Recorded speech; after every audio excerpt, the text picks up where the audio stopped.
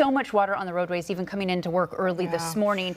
Hydroplaning effect. There's sinkholes that are out there and lots of things where the grounds are collapsing. We're seeing this all around our area. And the most urgent thing that we want to emphasize to everybody is, you know, this again, as Ilona just said, this is a rare type of emergency that we're telling you about. And they're telling you that if you're in a low-lying area, anywhere near the Green River, especially in Tukwila and Renton and those areas, you need to go to high ground. If you have loved ones, you know anyone, family members, text them, call them, let them know just in case they're not aware. Well, hopefully people in that area will move quickly. They're asking you to move very, very quickly. So this is a very urgent situation.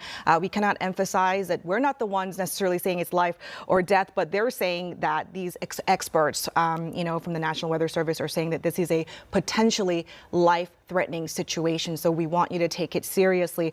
Also, we have reporter AJ Janival at the live desk. He is also tracking this ongoing story. We also have a reporter, Aaron, that is on the way, hopefully safely, to gather some information for us. But first, we want to go to reporter AJ Janival. If you're ready for us, AJ, what are you hearing down there? Yeah, and I think the biggest concern is just how long this warning is in effect. You're looking at 9+ hours for this warning, and it just came out. So this area has just been pummeled by floodwaters for the last few days, and so you have these saturated grounds, and now with this threat of what the warning being issued is something to the effect of like just before noon all the way until 9 tonight.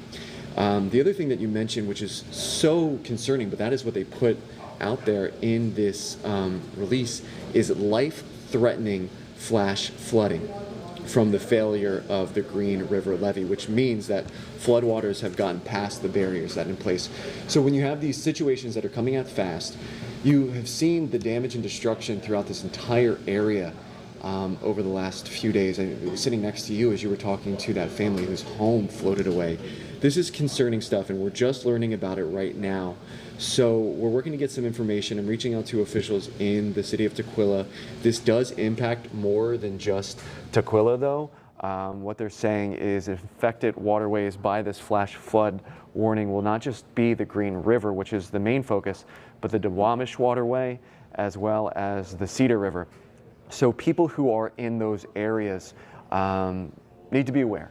This is something that we're not accustomed to seeing every year. This isn't something that we always feel the effects of, to see flooding in this capacity. So for a lot of people, especially people who maybe move to the area, this will be new, and that's why there is an importance in this moment to get out as much information as we can. And again, to note, all of this just coming out within the last 30 minutes or so as this warning, flash flood warning, just came out. So those are the biggest focus. So what can you do? What should you know? They have flash flood safety tips. It might seem obvious, but if you are near rising water, move to higher ground. That, again, it might seem obvious, but it's tough. When it's your home, when it's everything you know, when it's coming up to where you live, the best thing that you can do is make that difficult decision and to leave those areas where rising water is happening, move to higher ground. And it's not just waterways that are concerned because of that high level of saturation that is in the ground. There can be areas that you wouldn't expect to start flooding, so you have to be aware of the possibility of getting cornered into certain areas, especially with how our topography is here. Another tip, avoid those low-lying areas, the riverbanks and drainage channels. This is a big one, and again, you might be hearing us, you might be saying, well, this is a no-duh situation, but it really isn't. Because when you're in those situations and you're facing these circumstances, we see it time and time again, the impacts and effects that these high levels of waters can happen. But if you are driving, never go through flood waters, even if it is a small amount, even if it doesn't seem like it's a lot. That current, that rip can impact you if you're on foot, but your car as well. As little as a foot of water can sweep a vehicle away. So that is something to consider, even if it looks like a little bit of water, even if it's just a few feet, even if it's a road that you've driven every day, twice a day for the last decade plus. It is not worth risking your life, your family's life.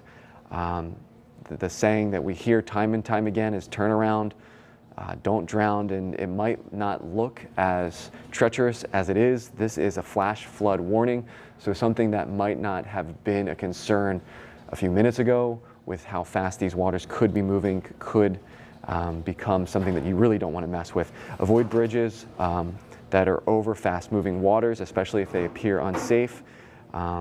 Here's a tough one too for a lot of people. If you're told to evacuate, leave. Be prepared now if you haven't gotten that evacuation warning. Have a bag ready to go, have the things that you need, and have a plan to reach out to family and friends. It is the middle of a Monday.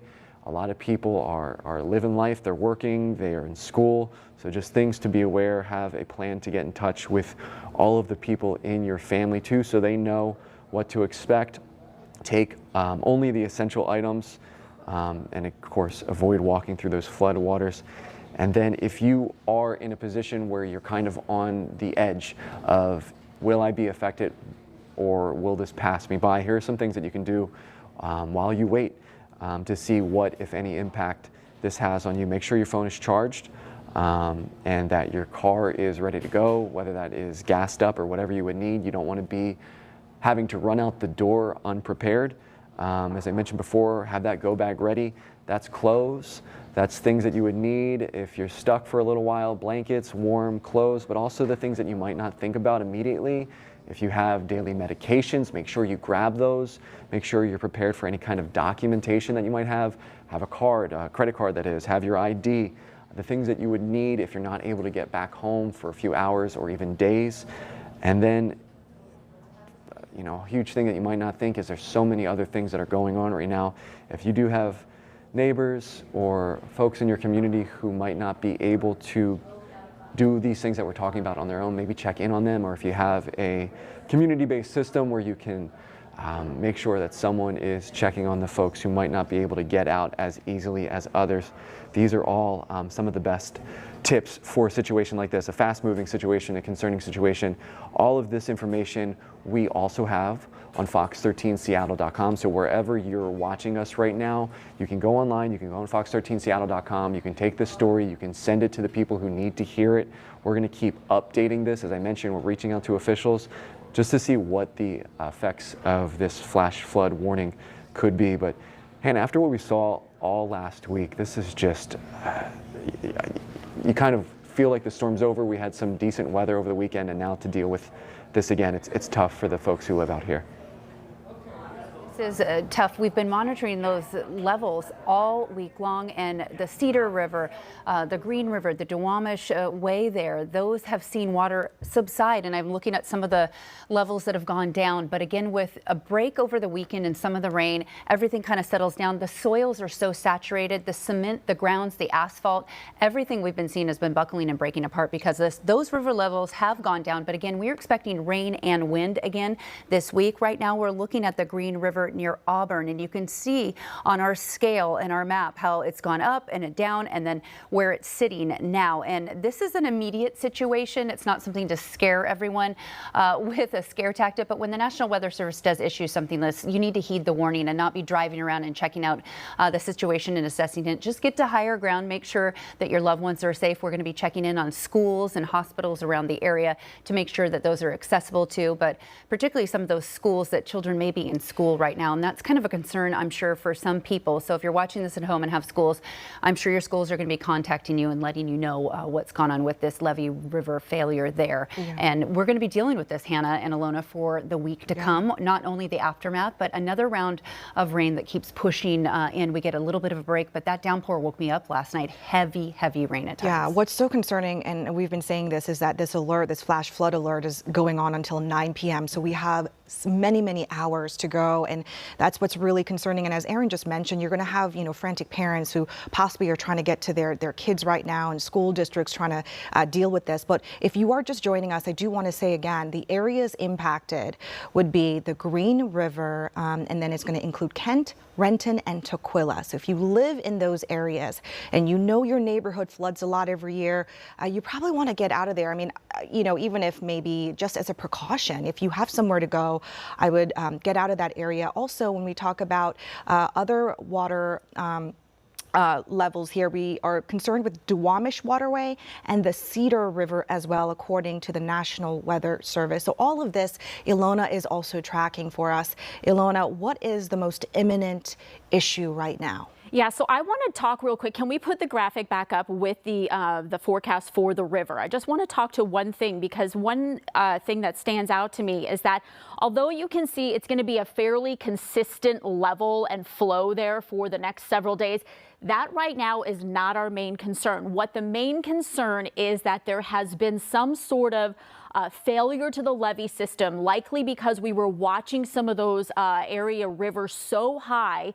And again, that when we talk about levees, that is just an earthen mound, if you will, that is protecting and usually runs parallel to those water systems. And really what it's designed to do is to protect the populated areas that are usually a little bit below that river level from that water coming in. So it's not that the flow is going to be a concern for us. It is the fact that there was some sort of breach in this levee system, that earthen mound that is now structurally not sound anymore, that has allowed all of that rushing waters. There's nothing to stop it at this point in time from running into those populated areas that are going to be just slightly below the level of the river.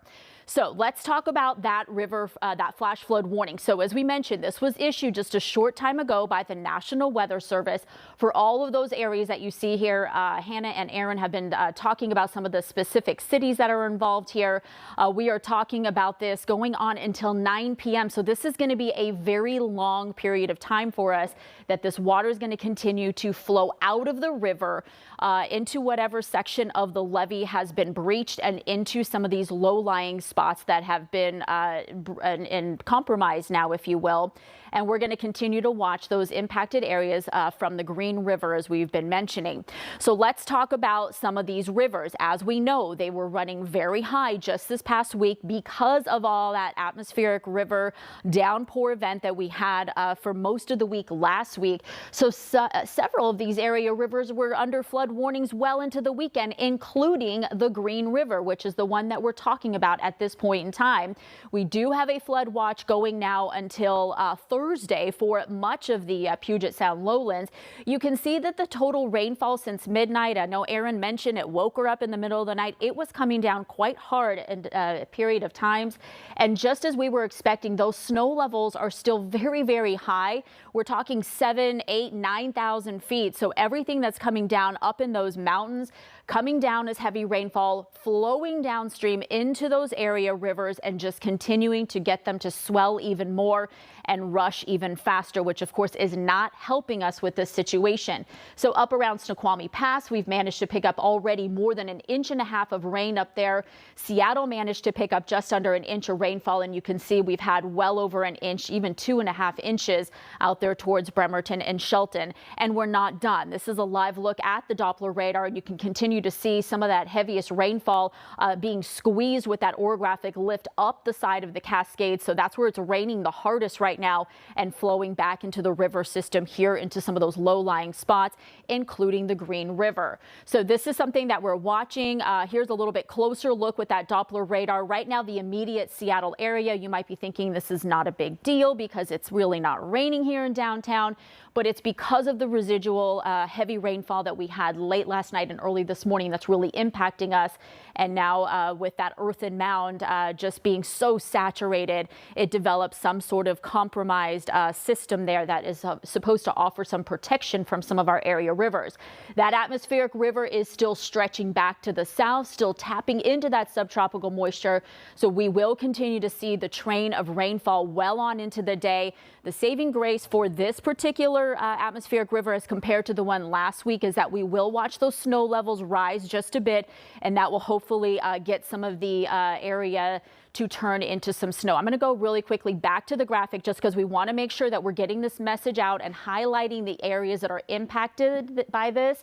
So again, the messaging for this is that this is a life-threatening situation. This wording is coming straight from the National Weather Service. We do not see these very often, so we are asking you to please treat this as an emergency situation. And if you're in these low-lying spots, it is time to grab some of just the basic things that you can quickly and head on out. Ladies. All right. Thank you, Alona, for all that update. We want to get back, though, to AJ down in the Fox Local Live Desk. He's got some information about the evacuation areas and where people can actually go and maybe some of these shelters just to kind of touch base and get their grounds and see what's going on. AJ, do you have more on that? Yeah, Aaron, so I'm just kind of bouncing around trying to find out as much information as I can as you guys are covering all of the details that are coming up. So let me just break this down really quick. There's an alert from King County that is a go now evacuation order that has been placed for those areas that are impacted due to this, this levee breach. So what we're talking about is, as you mentioned a couple of times, this is folks in the Tukwila area, the Renton area, and the Kent area. And again, I want to stress this, it is a go now evacuation order. Conditions, I'm reading off of the warning right now.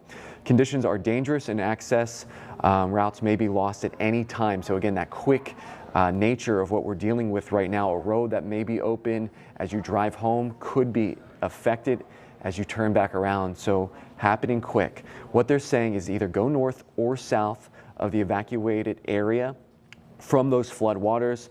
Of course, do not drive or walk through any of the standing water. Turn around, don't drown. So here's what you need to know. If you are impacted by this situation, if you are in any of those areas and you're looking for a place to go, there are shelters available. I'm going to go through them several times because I'm going to give you the whole address. But there are 3 shelters that are available. One is the Auburn Community and Event Center that is in Auburn. You're looking at that, I think, right on screen right now. There are 3 bullet points underneath that long paragraph. So if you're following along with me, you can just see where the information is for these shelters as well as the address. So you can put that right into your phone. The next one is the Ray of Hope shelter that is also in Auburn. Finally, the Evergreen State Fairgrounds in Monroe will be open. Important to note, this one is 24 hours and pets are welcome. So once again, you have the Auburn Community Center, Community and Event Center. That is 910 9th Southeast, 9th Street Southeast, Auburn, Washington. That is the first one on that list right there. The second one also in Auburn, the Ray of Hope Shelter, 2806 Auburn Way North, again in Auburn. And finally, this one is always available whenever there is any sort of situation. So I think a lot of people would be familiar with the Evergreen State Fairgrounds in Monroe. That is 14405 179th Avenue Southeast. And again, to note, this one is open 24 hours. The other ones do not list an amount of time that they're operating. And I think a big one for this community is that pets are welcome in the Evergreen State Fairgrounds location. Again, that's a lot of information to take in, especially if you have this on in the background. If you didn't hear those locations, we will have them posted online with more information about where you can go, or if you know someone who's impacted by what we're seeing, you can send them our stories, which will have all of this information. I'll send it back to you guys.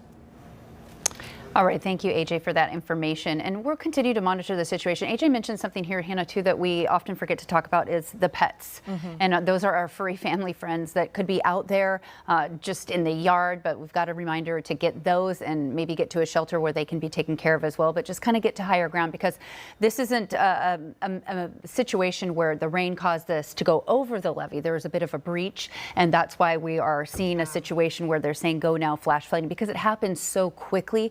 And with all the torrential downpour that we've seen and the rivers rising so much faster and quicker, they also have to come down. People think that they go up and then they're flowing so fast that they do come down, and it creates a lot on our side roads and arterial roads, and that's what's happening right now. So, yeah.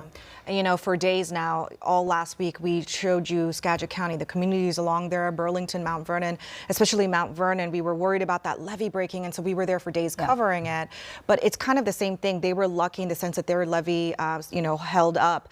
But we have a situation now, they're saying, and this is the wording from the National Weather Service, and they're saying that, there has been a, quote, levee breach in Tukwila near Todd Boulevard. So they're getting very specific at this point, and they say water is likely moving north towards I-405. So when I read that, obviously there's still a lot of questions on how much water, is it going to impact traffic, but those are all the details that are coming out right now, and we are trying to go through this in real time with you guys.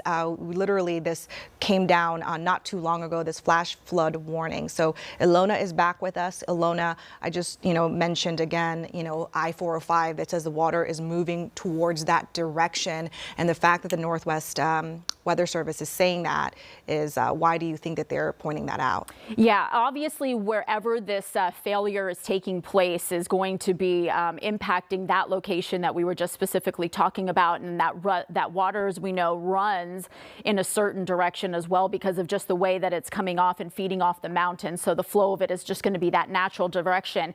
Going back to what these levee systems are, because not everyone is familiar with these if you don't live along the river system here. I quickly pulled up, I wanted to show the picture of what this is. This is specifically the Green Water Levee. So we've got the Green River flowing through here. This earthen mound is what we're looking at as the levee. So somewhere along one of these locations that runs parallel to that river is where we saw this compromised earthen mound to help protect some of the low-lying areas that are just on the other side of that. So if you can get a picture of this, you can see it dips down into the river valley there. And then on the other side of it, the land dips down on the other side. And that's where the concern is coming from, is that wherever this breach was, it is flowing almost straight through. And there's nothing to stop that rush of water into some of those low-lying populated areas that are on the other side of the levee. So that's why we're issuing these go now situations and the orders that are coming out from the emergency management officials down there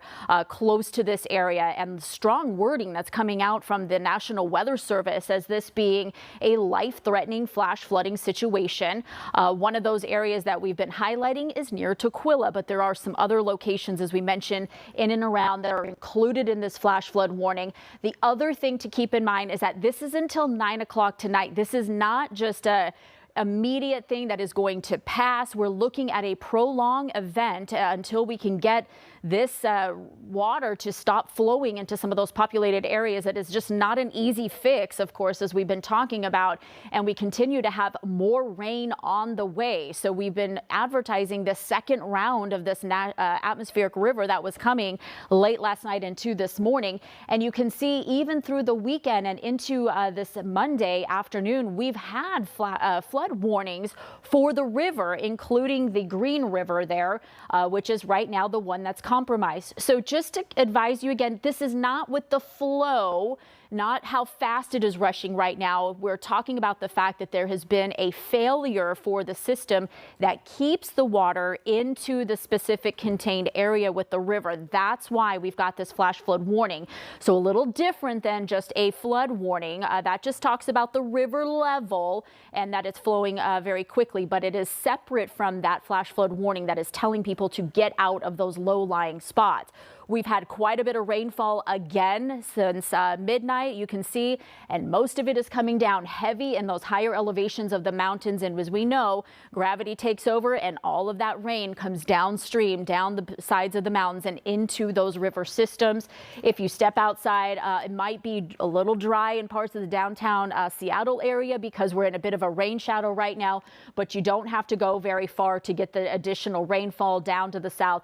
And very carefully, we're really monitoring once again the rain up in those higher elevations of the mountains, because all of that will be flowing into the area river systems. I'm going to continue to get some discussion. I've been messaging with the National Weather Service just a bit to see if they have additional information to pass along for us. So I'm going to get back online with them so that we have some more information that we can pass along to you as well.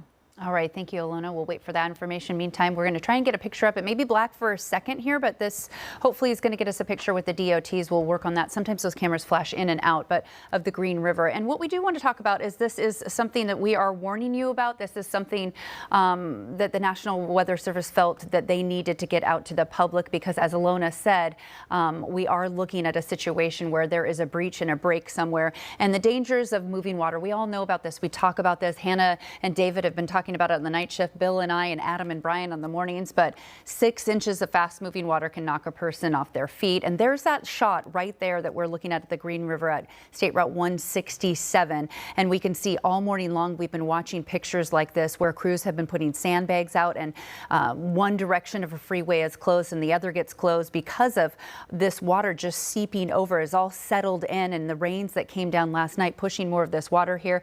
And just remember, 2 feet can float a car. So this is why the National Weather Service is saying we need to be on the lookout. You need to be aware. You need to not be a looky-loo in this situation because it's affecting some of the side arterials there. You need to listen, watch, act, and remember to stop, turn around, and don't drown in these area situations. But again, somewhere there's a breach, it's spilling out all over, and that's why flash flooding warning is in effect right now. Yeah, it was good to see, though, that when you showed those pictures, Aaron, that not many cars were on it, which means obviously they're closed and you don't want to be in that dangerous situation. But you do see how the roadways were covered. I just cannot imagine with what our area has been going through the past week that, you know, more water is going to cover up those roadways, which means there's going to be massive impacts to so many people, you know, not just obviously homes, but to your drive and schools and all of that stuff. So it's really, really serious that we're dealing with right now. We understand, of course, you know, we're not the only ones talking about it. We have a digital team that it's getting you up-to-date information. You can go to our website anytime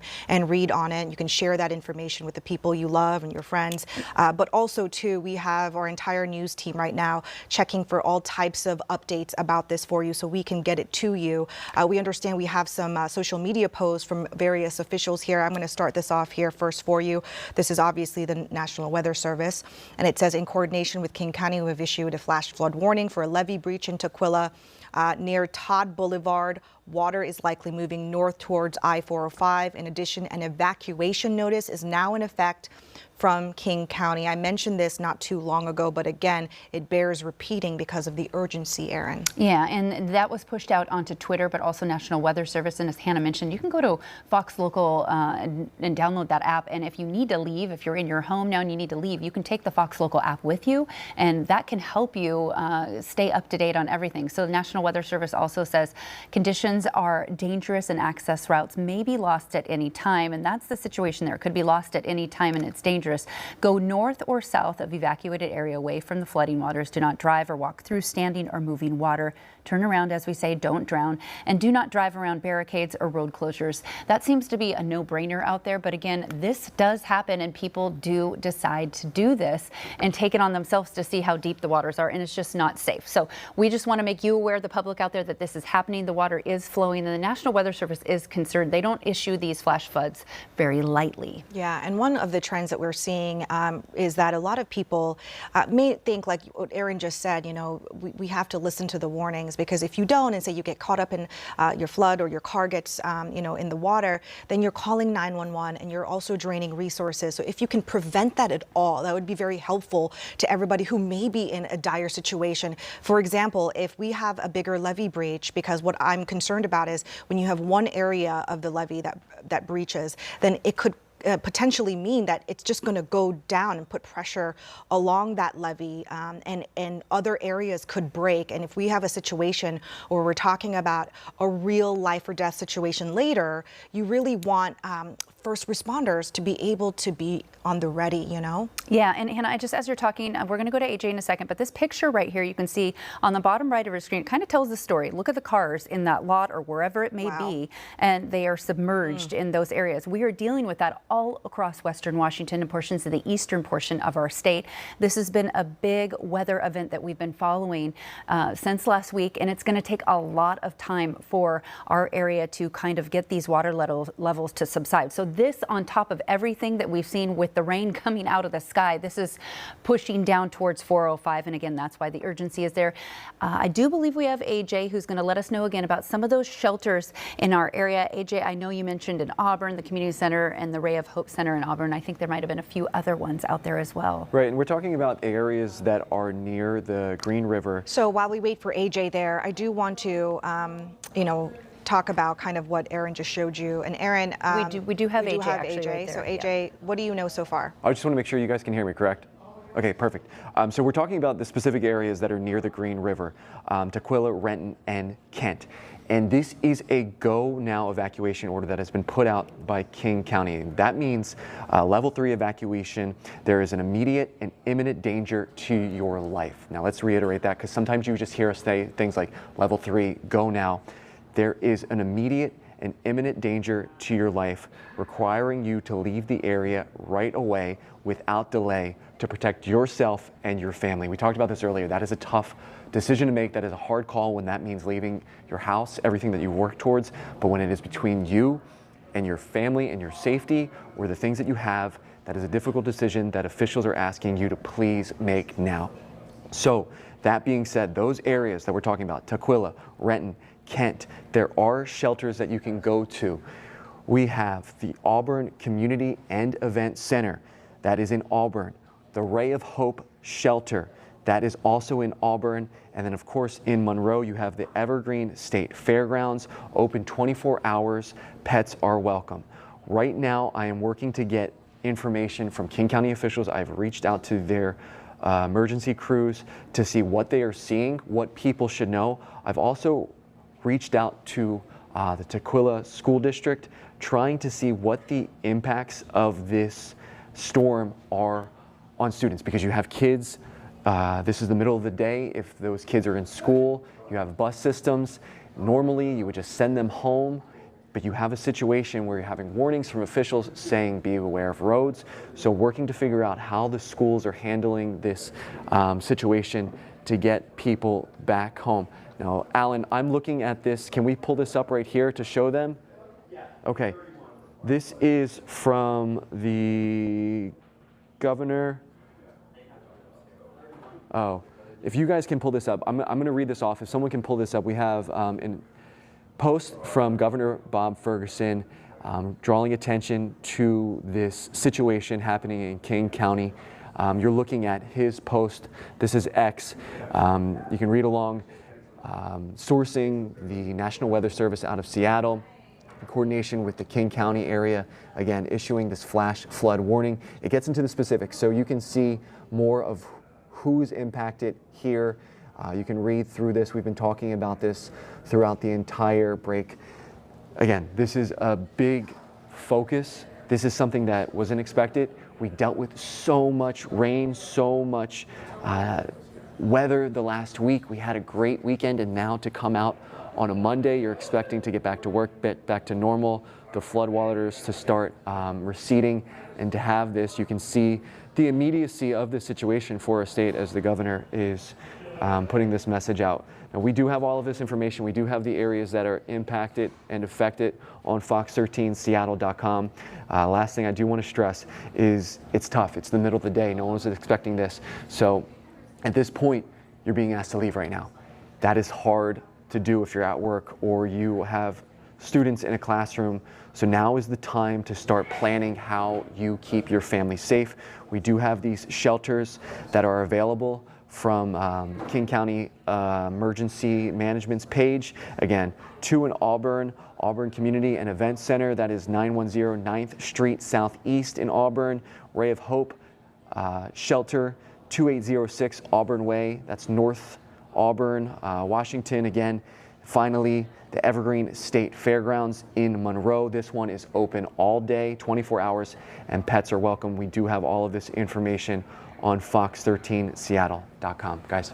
All right, thank you, Adrian. If you're just tuning in, we do want to let you know there's a flash flood warning for a dam break in west central King County and west central Washington. It happened this was issued around 11:51 this morning, and the county dispatch reported a failure of the Green River levee, causing flash flooding concerns. So we want to get over to Alona McCauley and get a little bit more details on what you're hearing on your end, Alona. Yeah, I just had a chance to drop a couple messages to the National Weather Service to ask them if there was any other additional information that we could pass along to, of course, all of you right now.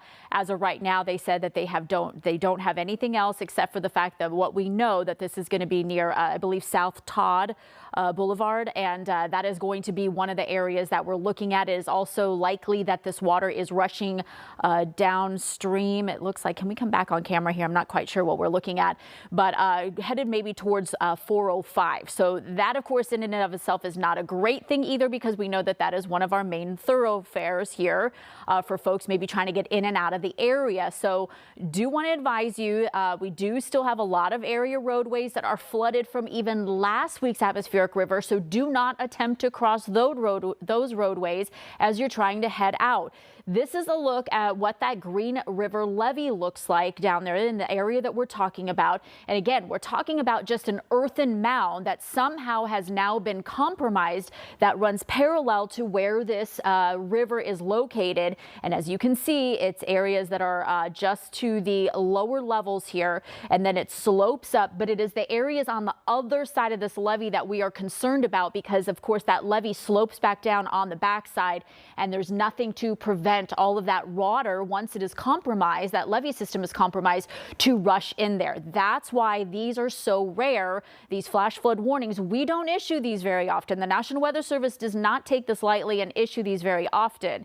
Here's a look again at that warning. If you're just tuning into us, it is this location right here in the red that we're talking about. This does include areas near Tukwila along the Green River levee that we have been talking about, excuse me.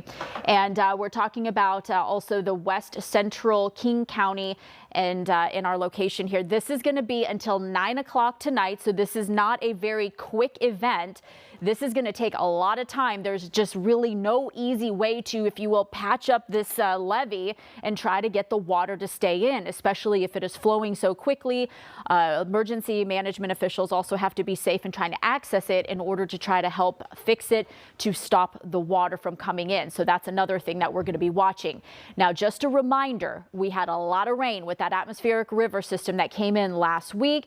We were even talking about this flash flooding potential as a threat for areas of the Skagit River because of how quickly it was starting to rise, and just all the pressure that it was putting on the dikes and levee systems up into areas around close to the Mount Vernon area. So this, of course, has been a possibility that we've been watching for the last few days. And even since that one, we've been watching the flood warnings for several of these area rivers, including the Green River.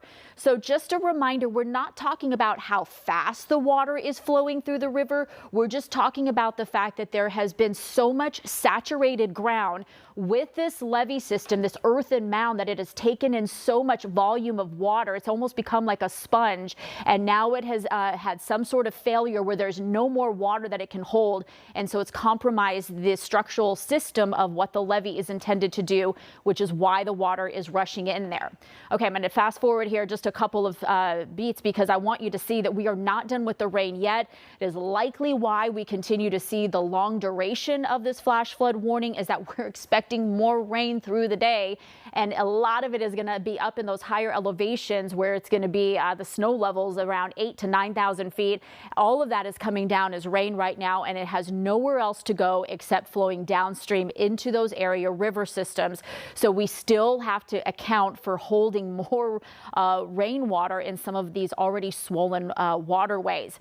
All right, I'm going to send it back to you. I believe we've got some reporters that are trying to get down there to get you some live pictures here shortly. Hopefully we can get them up here pretty soon. Yeah, Ilona, I do want to add before we go out to our reporters that, I saw the name, the DeSimone levee. I'm not even sure if I'm saying it right, so forgive me on that. But that's what breached. And when I looked it up really quickly here, it says it's located in Tukwila along the right bank of the Green River, and it stretches between Tukwila and all the way to Kent. So it is a long area. And that levee was put in place in the past, of course, to try to keep urban flooding from happening in the Kent Valley area. So we understand that reporter Shira Matsuzawa, as soon as this story broke, you booked it out there. Shira, I don't know if you can hear me yet, but if you can show us what you're seeing out there. I understand you're in Kent right now. Yeah, Hannah, we're actually making our way toward Green River so we can get a better picture of it all for you and see what that damage looks like right now. Because as you mentioned, we were talking about the National Weather Service. They're saying more than 46,000 people could be impacted by this potentially. Now, I'm going to show you exactly what we're seeing, because as you can see, we're still making our way out there. This is a look at the traffic. It's moving very slowly at this point right now. It's kind of taking us a lot of time to get there, but we are making our way there. As we've been driving, though, we have been seeing some road closures throughout this area. Just a minute ago, we passed one right now too. But again, people are on high alert because of this levee that has failed in that area at the Green River. Again, more than 46,000 people could be potentially impacted as those life-threatening flash flooding is happening now possible. We're talking about areas in Kent, Renton, as well as Tukwila. They're saying that people who live east of the Green River in the Aurelia area in Tukwila, Renton, and Kent are all now under the level 3 go now evacuation notice. And so they're urging folks to really go north or south and just really move immediately to higher ground. They're saying that 2 schools and 1 hospital could also be potentially impacted by those flash floods. But again, more than 46,000 people, a lot of people in this area now potentially could be impacted by this. But as you can see, we're still on the roads, we're making our way there. And of course, we will continue to update you as we learn more, as we make our way to that area where we're seeing the damage right now. I'll send it back to you. Okay, Shira, thank you so much for your time and reporting there and giving us kind of that visual. I know you're on the way to it, and you will remain safe out there as we go. I do want to define something that Alona said.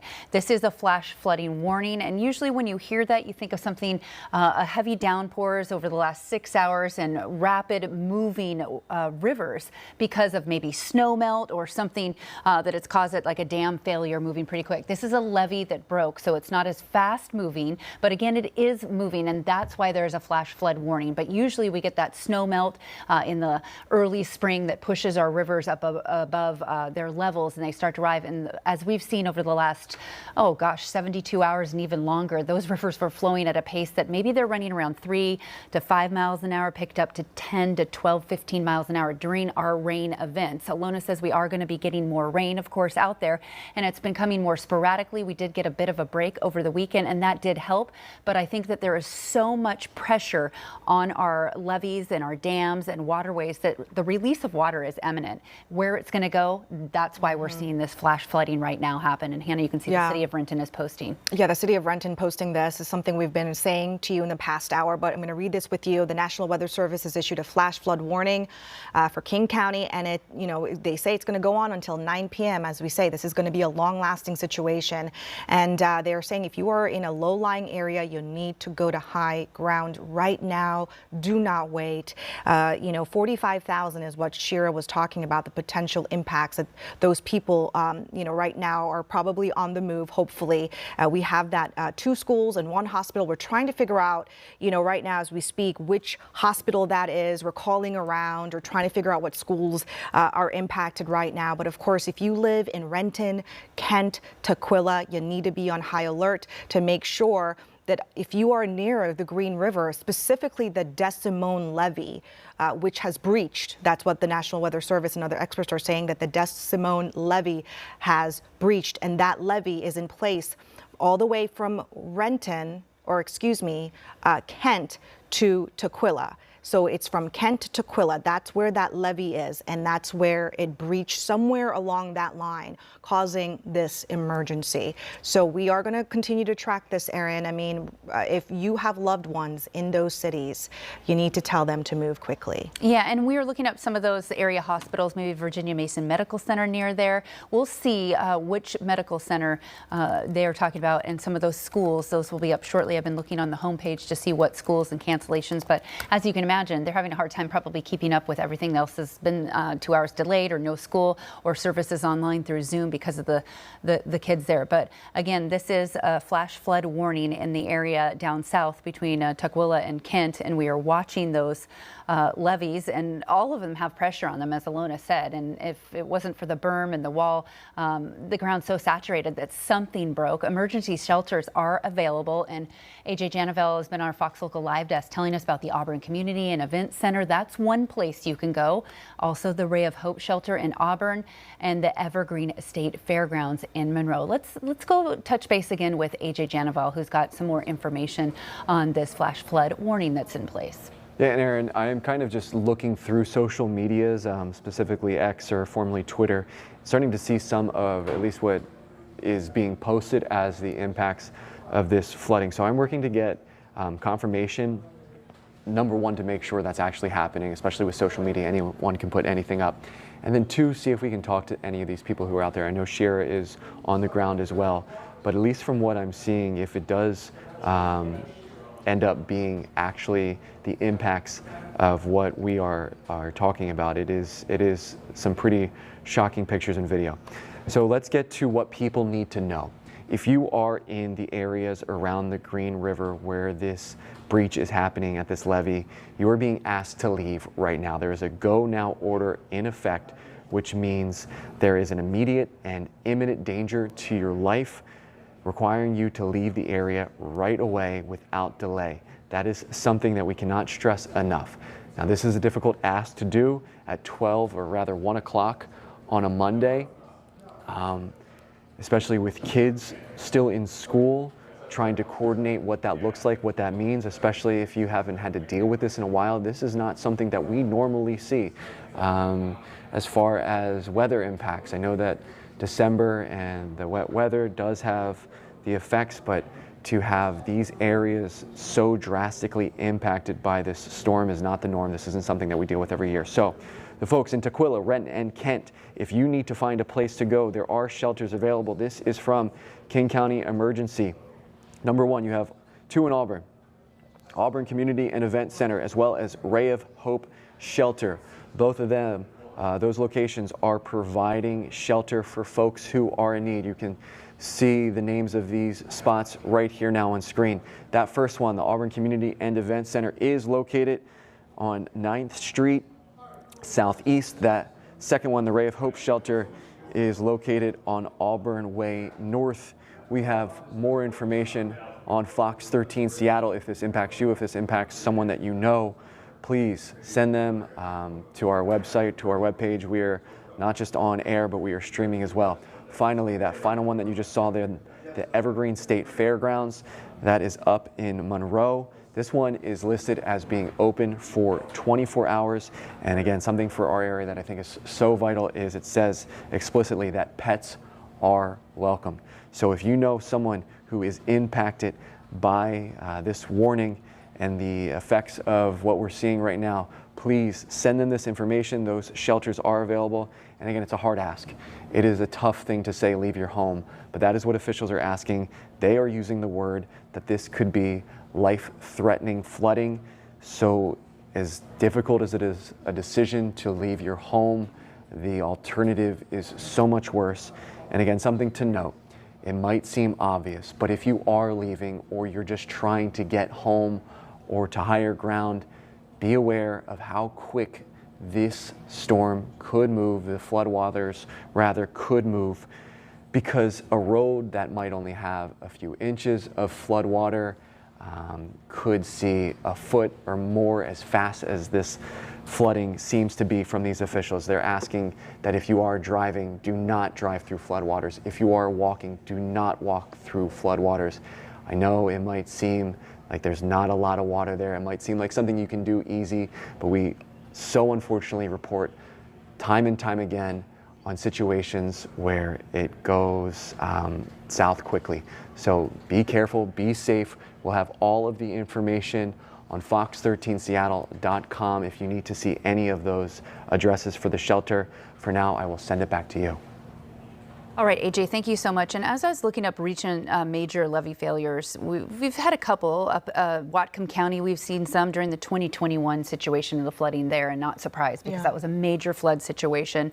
That was a Sar Creek levee. That was a breach, and it was leading to immediate repairs, obviously. And this situation that we're dealing with on the Green River is something that the National Weather Service felt strongly about. You can see pictures all across our region, as we're seeing to the right of your screen there. We've looked at this picture once before, and we can see the cars. That's just the situation right there of the cars being sat in the water, just parked, and they're up over halfway. Some of them are covered. And so that's why we want to make sure that you're not out and about driving in this. But again, get in touch with your local schools, a couple of schools in these areas, and a hospital that we're working to get more information from to see if anybody's actually gone to the hospital there, or how the situation in the schools are dealing with this, if they're going to have some sort of emergency pickup routes and get these kids safely home home to their families. Yeah, what's so wild about this, Aaron, I'm just going to point out something you pointed out not too long ago with the cars right there on the right-hand side of your screen. If you look very carefully, you see some of those cars are submerged. So you see how deep the water is already. But then now we're talking about this levee breach that has happened. So slowly, you know, that's going to continue to rise, and it's going to be a problem. Just how big this issue is going to become, we don't know yet, but we do have to, send out that urgent message that we are getting from experts.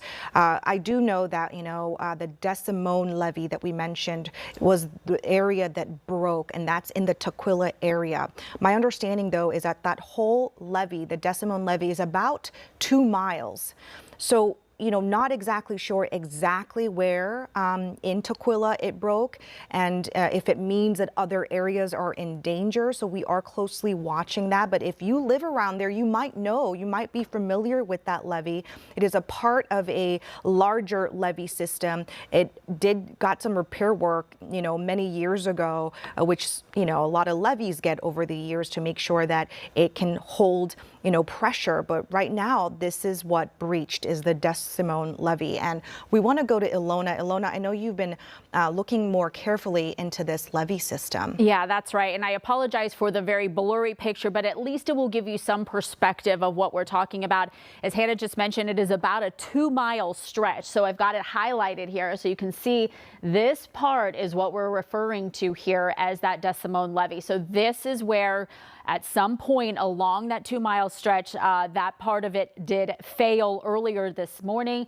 Right around 11 o'clock or so is about the time that we were starting to get alerts coming in from the National Weather Service with this flash flood warning. And just reiterating that this is a very rare type of warning for us to have here, because it usually indicates some sort of fast flowing water that could be a life-threatening situation, and that's what we're seeing. There is nothing to protect the Green River, which is right here, which typically will sit a little bit lower than the levee system, from this populated area right here on the other side of the levee, which also dips down. So pretty much, if you can think about it, they both sit at an even level with just this earthen mound protecting the two areas. And somewhere along that is where there was a failure, and we're getting a lot of rushing water now coming in there with an inability to stop it from coming in so quickly.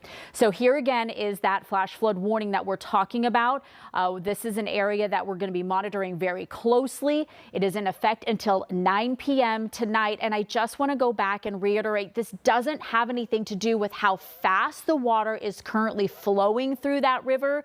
It has to do with the fact that the ground is so saturated.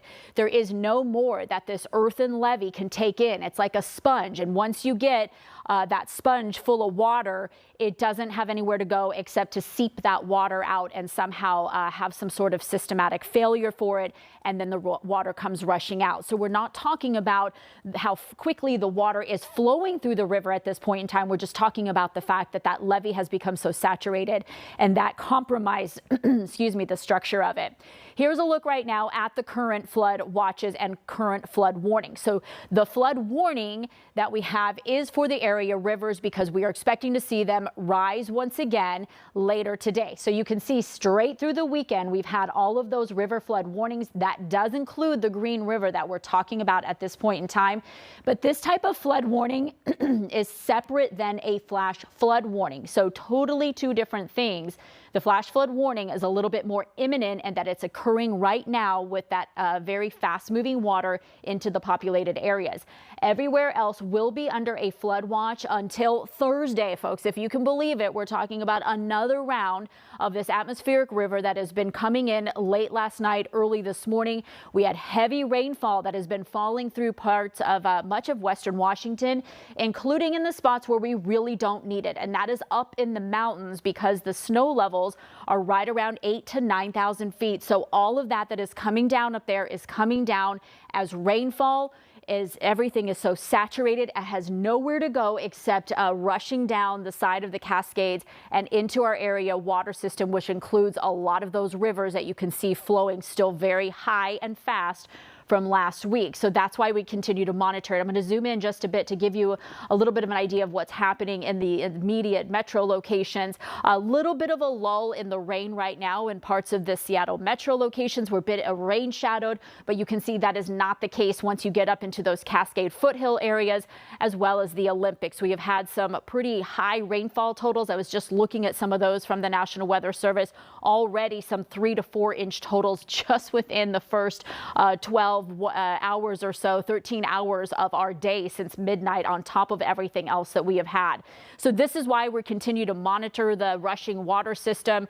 And really, as I mentioned, those levees are just earth. They're just grassy areas that have been reinforced, and there's just not much more that they can take at this point in time, which is why we're continuing to monitor the situation down there very close to the Green River. I want to get you up to speed. The National Weather Service, the Washington, I should say National Guard, is now on their way, some members to King County for some support to help. We want to turn now to Derek Speck, City of Tacoma, who's joined with us. Derek, are you there? Or Tukwila? I am, yeah, City of Tukwila. City of Tukwila, and that's where this levee has broke. Can you give us a little bit of information of what you're seeing? We don't have images on the ground of which way and how it's flowing. We have some DOT shots that we're looking at, and we know we're looking at those floodwaters that have been with us since last week and hoping to get some to subside, but now we have this break, and that's the immediate concern for the flash flood warning here. Sure. So in terms of the break in the levee, what we're talking about is there's a levee that's in Tukwila, and part of it goes into Kent, called the Desimone levee, and I heard you say it's like a 2-mile-long levee. The break is just a very small portion, one spot along that levee. It's in the city of Tukwila where the break occurred, and it is basically just south of 180th Street and just west of West Valley Highway. And so that part of the levee most immediately around there are mainly businesses. But what will happen is as the water flows in from that levee, it'll flow east and north. The water's going to want to flow sort of where the river flows, and the river flows north into the Puget Sound. And so that water will, over time, move east, and some of it will go into the city of Kent, and then it'll go into the city of Renton and get pumped back into the Green River, Duwamish River, out to the Puget Sound. And so the general location of that break, again, is generally it's west of West Valley Highway and just south of South 180th Street. Okay, and can you give us a breakdown of maybe some schools in the area? We've talked about that there might be a couple of schools in the closest medical center as well. Those areas right around the Tukwila area. Yeah, so there are no schools in the city of Tukwila that would be affected by this breach. This breach is on what you would call the right bank of the levee, or if you were on the river's flowing north, and it would be on the east side of the river. So most of Tukwila is on the west side of the river. So this breach is only affecting a fairly small portion of Tukwila itself, but that water will flow to Kent and it'll flow to Renton, and so it'll have some impacts there as it's making its way back to the Puget Sound. I don't personally have a count of what schools or what other facilities would be affected. The King County is working on a map showing a projection of how the water will flow based on the topography. And so once that map is public, then we'll be able to look and see exactly whether there are any schools impacted or not. I don't know that at this time. Okay, and we know that this is a very fluid situation, so we appreciate any of the answers that you can provide to the viewers here for their safety. When you mentioned that this breach happened on the Desimone levee south of 180th Street, what kind of landmarks are out there for some better perspective? So the streets that are in Tukwila that are being affected and where we're doing our evacuation are streets called Olympic Avenue South, Todd Boulevard, Cascade Avenue South, and South Glacier Street. Those are the 4 streets that are in Tukwila that are being evacuated. Now, Of course, there are some additional streets in Kent and Renton where the evacuation is a lot larger area there, and so I'm not naming. I don't have those names of all those streets. But basically, if you were to look at a map of where Todd Boulevard is crossing Olympic Avenue South, that would get you pretty generally within a few hundred feet of where the breach is. Derek, we don't want to necessarily scare people, but when the National Weather Service says that this could be potentially life-threatening situation, what is your message to people? Is that the kind of urgency you want to get out there, or has the information, evolved and developed differently where, you think that we're kind of okay right now? Can you give us your sense of urgency right now? I think if somebody is working or living, primarily working, this is affecting primarily employers, but there could be some residents. There are no residents in the Tukwila portion of this affected by this breach, but there could be some in Renton and Kent. And so I would say it is urgent for people to find out whether they are in the area where that water is likely to flow. And if they are in that area where the water is going to be flowing, and so look for the county to post the map of where that water is going to be flowing. I think an evacuation area map has very general maps been posted.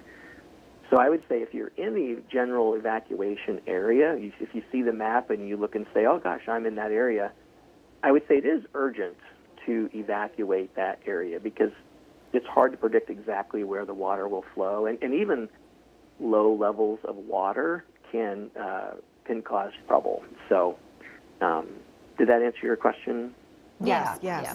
We appreciate you, Derek Speck, with the city of Tukwila, for being with us. We hope maybe we can check in with you in a little bit later to get a little bit more perspective of things evolving and changing in that area. We want to switch gears now and go to someone who's on the way to the area, is Shira Matsuzawa. She's been with us in the car on the roadways there. Shira, do you have any more information for us as you kind of get near and closer to the situation in a safe distance? Yeah, and we actually just pulled through that 180th and Valley Highway area where that levee break happened. Traffic is slow going right now, but I'm going to show you, we kind of just pulled off the road.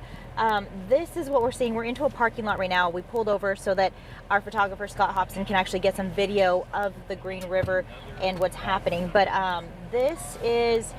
Here, let me try and give you a better look of where we are. That is not what I was trying to do. There you go. So this is what we're seeing. To the right is the Green River, and you actually cannot see what I'm seeing very well right here, but there is some caution tape over here. I will say we've seen Tukwila police out here, we've seen Kent police out here, and they're really kind of blocking off the area surrounding the Green River right now. There's caution tape around, there's fixtures out there so that people can't get too close to the Green River area right now. But again, the National Weather Service was talking about how more than 46,000 people could potentially be impacted by this levee break right now and the water flow and the flash flooding that's happening.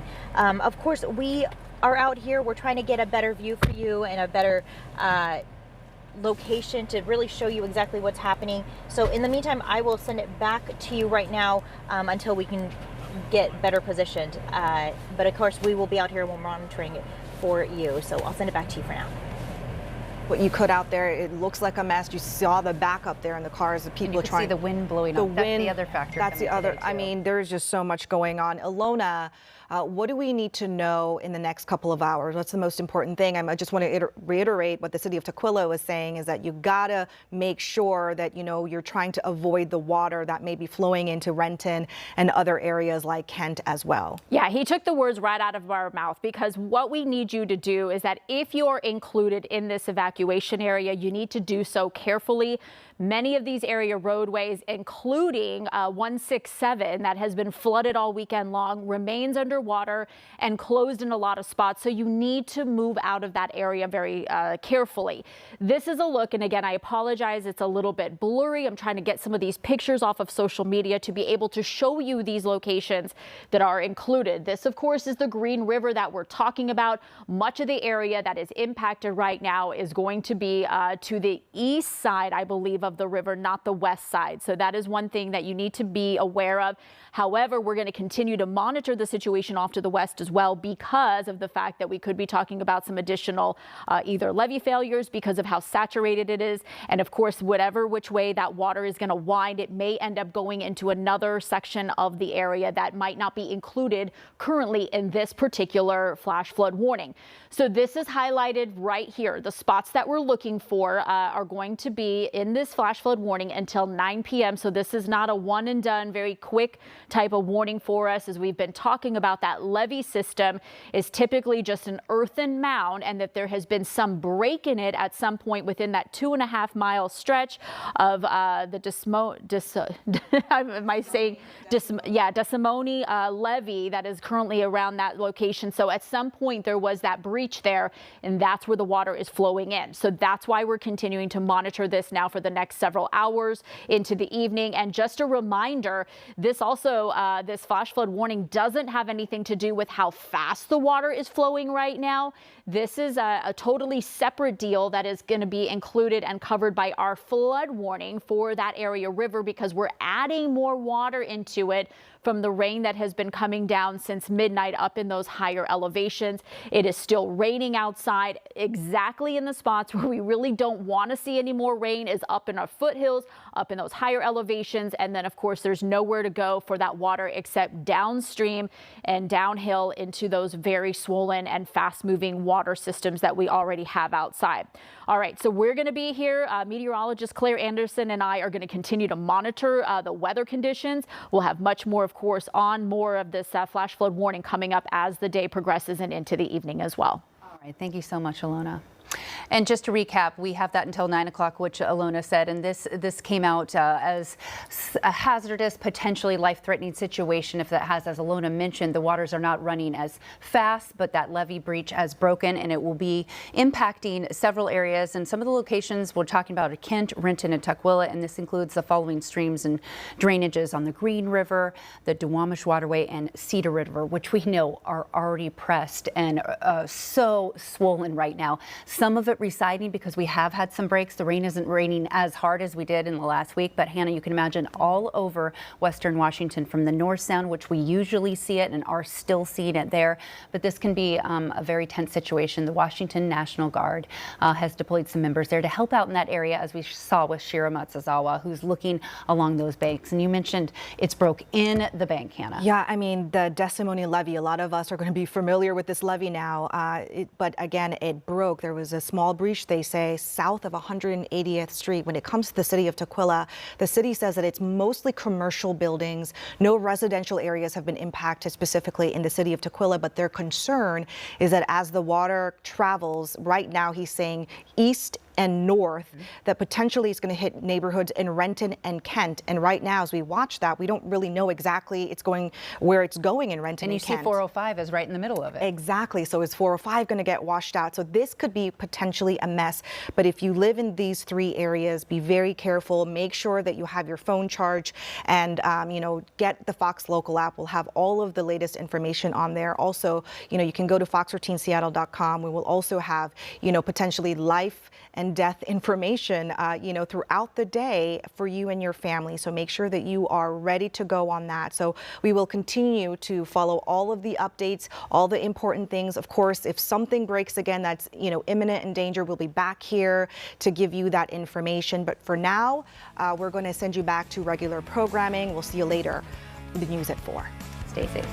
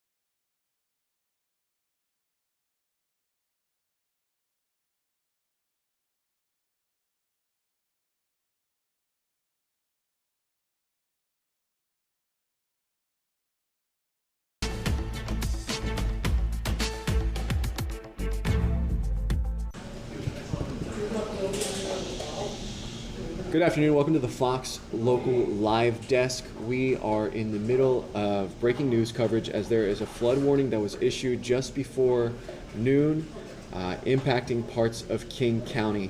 This is a developing situation, a concerning situation, and one that we have been keeping a very close eye on as we have been just getting hit with so much flooding. So here is what we know. There is a flash flood warning that will be going on until 9 o'clock this evening. Here is a post from the National Weather Service out of Seattle. Now, flash flood warning means there is an imminent danger or it's happening right now. We're talking about the Green River levee. There has been a failure right around that area, meaning that the floodwaters have gotten past the barriers that are in place. So what does this mean for you? There is immediate concerns for flash flooding. This is going until 9 o'clock this evening. This is something impacting areas of Kent, Tukwila, and Renton. Now, there are go now orders that are currently in effect. That is a level 3 evacuation order that means go now.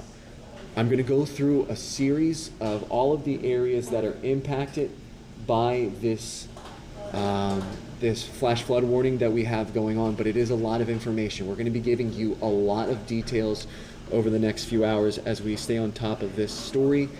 That being said, you can find all of the information on fox13seattle.com. If I say something and you didn't get a chance to write it down, hear it, all of this information will be on our website. So here is what you need to know. The affected waterways include the Green River, the Duwamish Waterway, and the Cedar River. There is a life-threatening flash flooding warning due to the failure of the Green River levee. Officials are asking that if you are in these areas that you leave now. If that impacts you, there are shelters that they currently have posted. I'm going to show you where those locations are. You're currently seeing that on your screen right now. There are 3 that we have found from King County. I'm going to go down the list as you're looking at it right now. 2 are in Auburn, the Auburn Community and Event Center, located on 9th Street Southeast.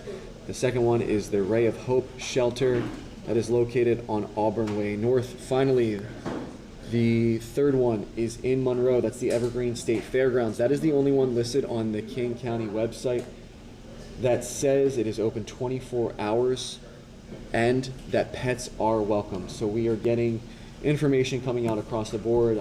These are posts from X, formerly known as Twitter. You can see right here the National Weather Service has issued a flash flood warning for today. Started before noon, it goes until 9 o'clock. Now, we have spoken to officials. Some of the biggest concerns that they are seeing is how fast this water is moving and the areas that will be impacted by this. If you live in these areas, please be aware that this flooding can move fast. A road that once was clear could become a danger in a short while. Alan, I'm looking at line 33. What am I looking at right here?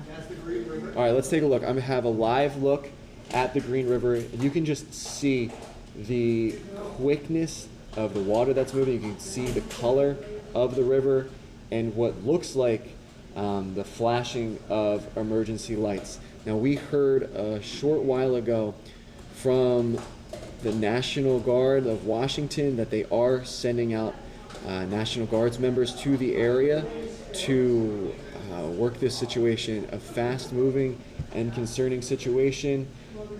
Again, you're looking at a live look of the river and how close it is to the roadway there. I want to pull up that message that I just referenced from the National Guard talking about the support that is coming into the area. So we are going to be keeping a close eye on this. What we have for you throughout the next hour is information from City of Tukwila officials who are talking about the latest details that they have on this fast-moving system. As well, we have Fox 13 meteorologist Alona McCauley. She will be coming down talking about the situation that we're dealing with. This is something that you don't see every day in these parts of King County. These areas do get the impacts of flooding, but for a go now level 3 evacuation to be in place after we have dealt with so much weather over the last week, especially with that glimmer of hope that we saw this weekend. Warmer weather, the sun even shining. This is not what a lot of people were expecting on their Monday. We have a message from the governor, Bob Ferguson, talking about the immediacy of this situation. I am just going to read through a lot of this X post, this formerly Twitter post. Is just breaking down some of what we've seen across the board, but it is important information. One of the things that is important to note from this message from the governor is right in the middle. You're talking about the areas impacted along the Green River. You're talking Tukwila, Renton, and Kent. And what the governor is saying, again from the National Weather Service, is due to this breach at the levee, there is a go now evacuation notice that is in place. That means leave immediately. Conditions are dangerous, and roads that you might have been able to get by to get home or to get away from home might be lost at any time due to how quick this flooding is moving. We were talking to some of the officials from the city. They're saying that that flooding will move east and west, and you can see what officials are asking you to do instead is drive north or south or walk north or south from those evacuated areas. If you are impacted by this, one thing to consider to know in any sort of situation like this, number one, move to higher ground immediately. If your house, if where you work is starting to see the floodwaters creeping up, officials are asking you to get out of low-lying areas. That includes riverbanks, drainage channels. If you are driving, never go through any flood waters that you see, even if it doesn't look like it's a lot.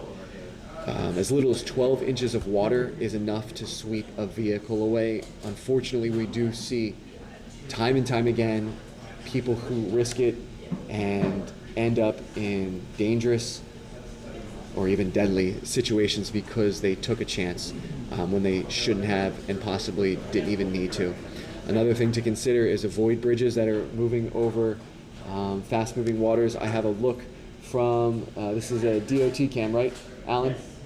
Okay, so you're looking at the Green River right here. You can already see the effects that this system has had. If you look to the right of the screen, you can see those cars, those trucks. Trucks usually a lot higher up than sedans or smaller cars, and you can see just how high that water is on those vehicles. You can see farther down the road. I believe this is 167. Yeah, of course. You can see some of the water on the road. So if this impacts you, please be safe, be careful, act now. There is a go now evacuation order in effect for areas of Tukwila, Renton, and Kent. We have all of the shelter information right here. 2 shelters currently in Auburn and 1 up in Monroe. The one in Monroe does say it's open 24 hours a day, as well as allows pets.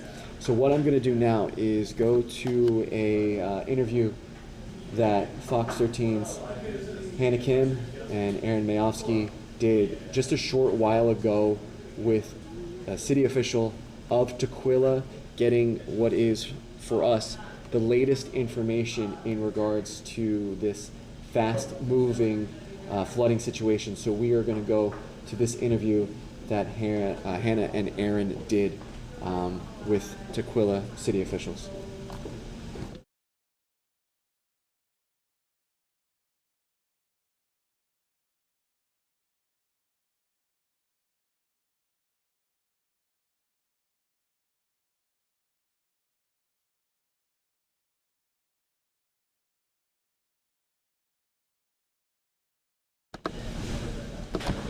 All right, bear with us as this is all happening pretty quickly. We're going to work to get that interview audio up, but one of the things that I really want to kind of focus on is the need to go now.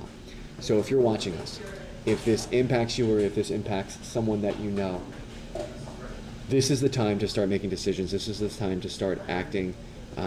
While I break down what officials are saying, I want to make sure that I have these shelters in place. I know in a lot of situations, the last thing you want to do is leave your home. The last thing you want to go and do in an emergency situation is leave what you're comfortable with and go to a place that you don't know. I think there is a lot of a stigma and negativity that comes to situations like this, but these are places that are there. They are available for anyone that is in need, and this is a very quick and fast-moving situation. We have a press conference coming up from King County officials. They're going to break down the latest on this situation, but until then, here is the last bit of information that King County officials did put out. They're putting a warning out for residents and businesses that are east of the Green River. Those are areas that include parts of Tukwila, Renton, and Kent. Again, Tukwila, Renton, and Kent. Now, due to the breach of this levee, this area is under a go now evacuation notice, which means leave immediately if you are in these areas. Officials are saying the conditions are dangerous and that the access to these areas and from these areas may be lost at any time. As I mentioned before, if you are in these areas, avoid going east and west. Instead, go north and south. Do not drive or walk through any of the standing flooding waters that you see. And finally, if you are looking for a place to go, we do have the location of shelters available here. You have Auburn Community and Event Center. If you don't know, that area is on 9th Street Southeast in the city of Auburn. The street address is 910. There is the Ray of Hope shelter that is on Auburn Way North, 2806. And finally, one in Monroe, Evergreen State Fairgrounds. That one is open 24 hours and pets are welcome. You can see behind me as we have crews that are working on the ground. I want to show you again this live look at what is happening right now. Now, Alan, I just want to check in. We're working to get that interview correct with Tukwila city officials in regards to the current situation that we are seeing. We're also getting constant updates from the National Weather Service out of Seattle. They are keeping updates going as this is a situation that they are saying could last until 9 o'clock this evening. Now, I just got a tweet that was posted. I want to see if I can show this to you. Alan, I know you're working to get this up. Yeah, let's take a break. Can you do me a favor though before you do that? Are you able to access X?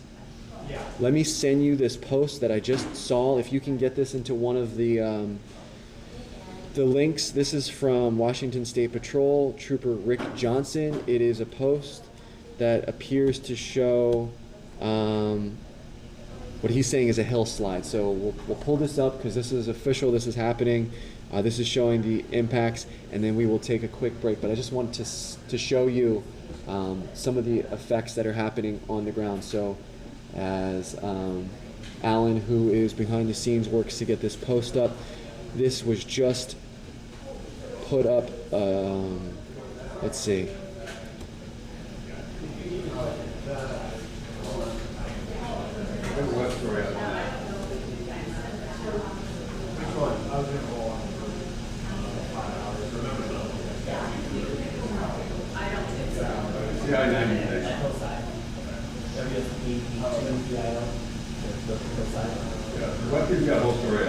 Okay, what I'm hearing from our crew is we have a whole story up from this post from Trooper Johnson.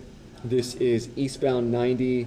These are the effects too that might just be happening from what we saw last week, and that was one thing that you'll hear Fox 13 meteorologist Elena McCauley talk about is just how saturated the ground is right now. So you have this rain that is continuing to fall, but we're at a situation where the ground has absorbed really the limit that it can handle with the amount of water. The analogy that she uses is a sponge that just cannot soak up any more water. So you have a levee that fails, water breaching over that levee impacted those areas of King County, and then you have the impacts of what we saw last week. This again from Trooper Rick Johnson from earlier in the day, even before that that warning came out for the flood warning in parts of the area. So we are just dealing with the effects of last week's weather and now seeing what it is doing to us at the start of this week. We're going to take a quick break and then we'll be right back with more coverage. We have Fox 13's meteorologist Alon McCauley coming down to talk about what these impacts will be as this flood warning is expected to go on until 9 o'clock tonight. We also have that interview with Tukwila city officials. For now, we'll take a short break.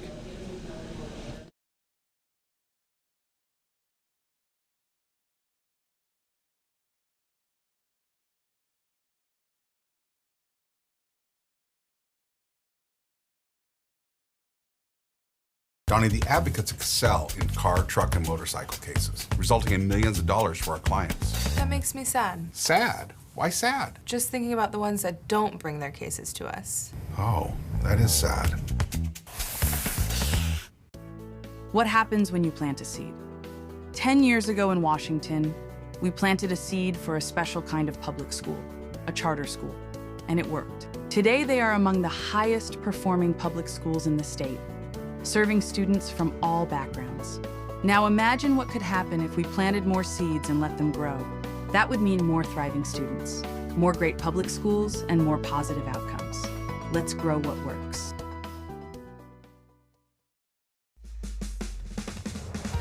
Coming to Seattle for the first time, Echo by Cirque du Soleil.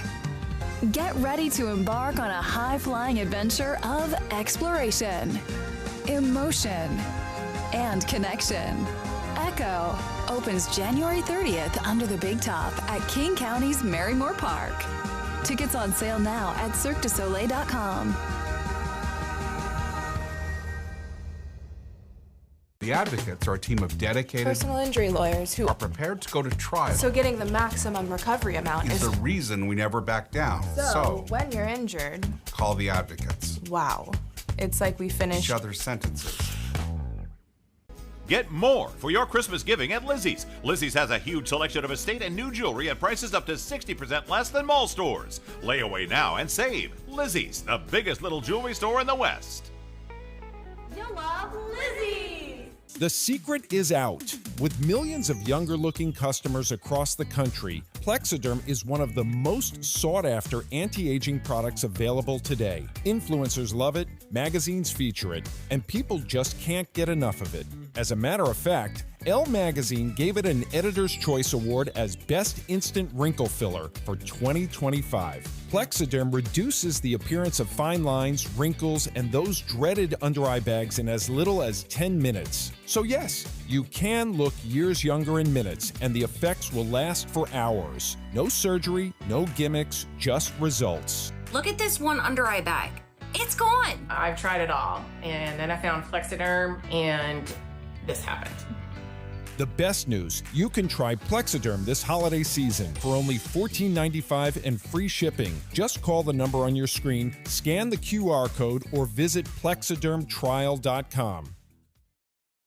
Pick up your holiday haul this December at Tukwila Resort Casino. Spin by Fridays to unwrap gift cards or cash up to $10,000.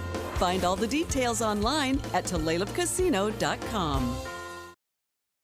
Just call the number on your screen, scan the QR code, or visit Plexiderm Trial.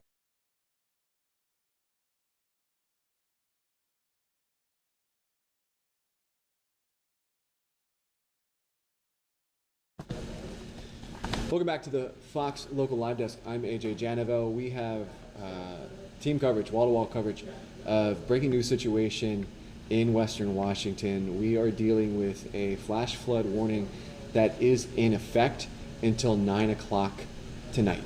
Now this follows what was massive amounts of rain that impacted the area with flooding and damage and destruction. So now, a few days later, we're seeing even more issues and concerns. We have this flash flood warning for parts of Tukwila, Renton, and Kent with a Level 3 evacuation order, which means get up and go now. officials are asking that you be safe when you do leave, because the roads that you know might get flooded quickly, and if you are driving over any sort of flooded waters, that could be a dangerous or possibly deadly situation. Officials calling this flooding life-threatening. Now, we have all of the information that you will need to know about this situation, including shelter details and what parts of these communities are impacted on fox13seattle.com. And what we're going to go to right now is an interview that Fox 13's Hannah Kim and Aaron Mayofsky did with official from the city of Tukwila about the latest information that we've gotten at this point in regards to this flooding. Alan, are we good with this? Okay, here's that. I am, yeah, city of Tukwila. City of Tukwila, and that's where this levee has broke. Can you give us a little bit of information of what you're seeing? We don't have images on the ground of which way and how it's flowing. We have some DOT shots that we're looking at, and we know we're looking at those floodwaters that have been with us since last week and hoping to get some to subside, but now we have this break, and that's the immediate concern for the flash flood warning here. Sure. So in terms of the break in the levee, what we're talking about is there's a levee that's in Tukwila, and part of it goes into Kent, called the Desimone levee, and I heard you say it's like a 2-mile-long levee. The break is just a very small portion, one spot along that levee. It's in the city of Tukwila where the break occurred, and it is basically just south of 180th Street and just west of West Valley Highway. And so that part of the levee most immediately around there are mainly businesses. But what will happen is as the water flows in from that levee, it'll flow east and north. That the water's going to want to flow sort of where the river flows, and the river flows north into the Puget Sound. And so that water will, over time, move east, and some of it will go into the city of Kent, and then it'll go into the city of Renton and get pumped back into the Green River, Duwamish River, out to the Puget Sound. And so the general location of that break, again, is generally, it's west of West Valley Highway and just south of South 180th Street. Okay, and can you give us a breakdown of maybe some schools in the area? We've talked about that there might be a couple of schools in the closest medical center as well. Those areas right around the Tukwila area. Yeah, so there are no schools in the city of Tukwila that would be affected by this breach. This breach is on what you would call the right bank of the levee, or if you were on the river's flowing north, and it would be on the east side of the river. So most of Tukwila is on the west side of the river. So this breach is only affecting a fairly small portion of Tukwila itself, but that water will flow to Kent and it'll flow to Renton, and so it'll have some impacts there as it's making its way back to the Puget Sound. I don't personally have a count of what schools or what other facilities would be affected. The King County is working on a map showing a projection of how the water will flow based on the topography. And so once that map is public, then we'll be able to look and see exactly whether there are any schools impacted or not. I don't know that at this time. Okay, and we know that this is a very fluid situation, so we appreciate any of the answers that you can provide to the viewers here for their safety. When you mentioned that this breach happened on the Desimone levee south of 180th Street, what kind of landmarks are out there for some better perspective? So the streets that are in Tukwila that are being affected and where we're doing our evacuation are streets called Olympic Avenue South, Todd Boulevard, Cascade Avenue South, and South Glacier Street. Those are the 4 streets that are in Tukwila that are being evacuated. Now, of course, there are some additional streets in Kent and Renton where the evacuation is a lot larger area there. And so I don't have those names of all those streets. Mm-hmm. But basically, if you were to look at a map of where Todd Boulevard is crossing Olympic Avenue South, that would get you pretty generally within a few hundred feet of where the breach is.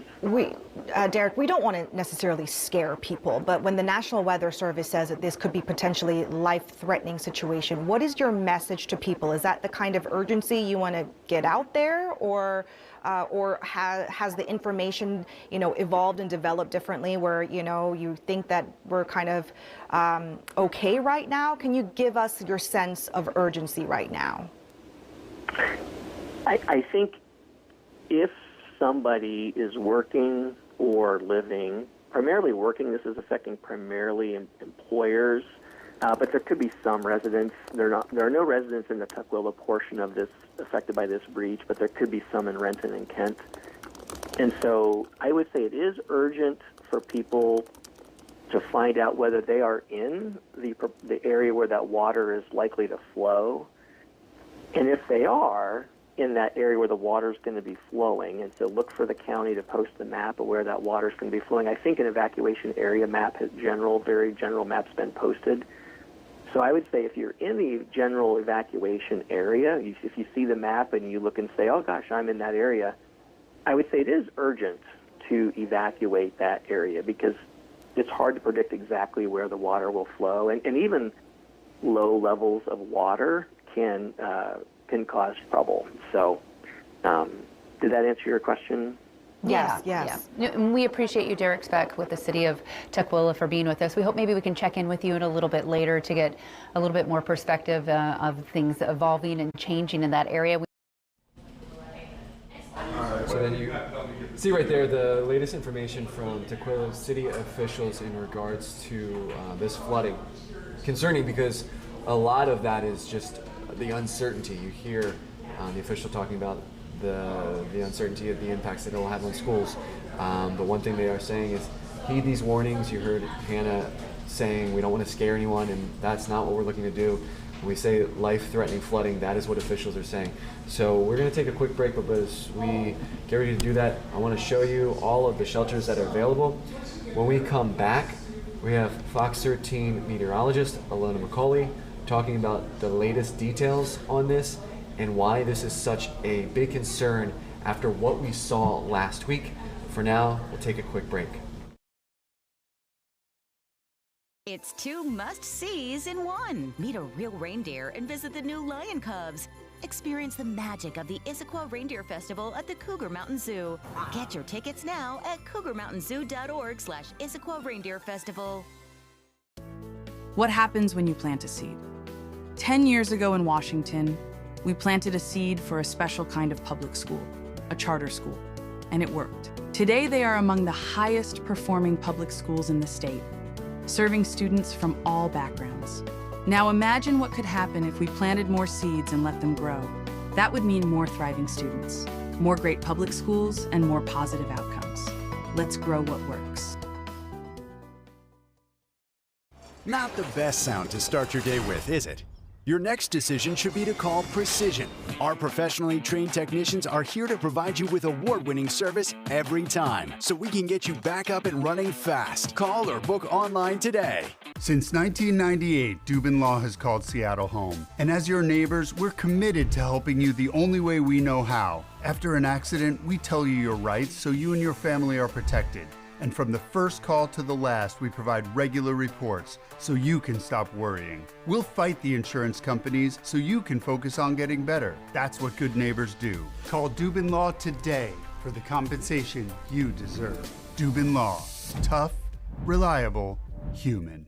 Rumors of what's next for Trinidad Chambliss are circling. The internet's going crazy, bro. Are you really going to transfer? You want to win? You go with the best. Yeah. Mm-hmm. Uh-huh. I'd love to transfer to AT&T. You had me going for a minute. What did you think I was talking about? The AT&T Transfer Portal.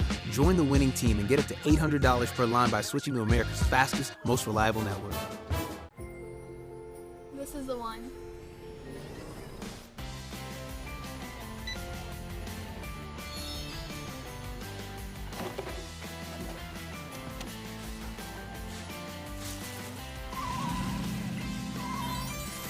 Join Les Schwab and Fox 13 in making this holiday season one to remember for kids across the Northwest.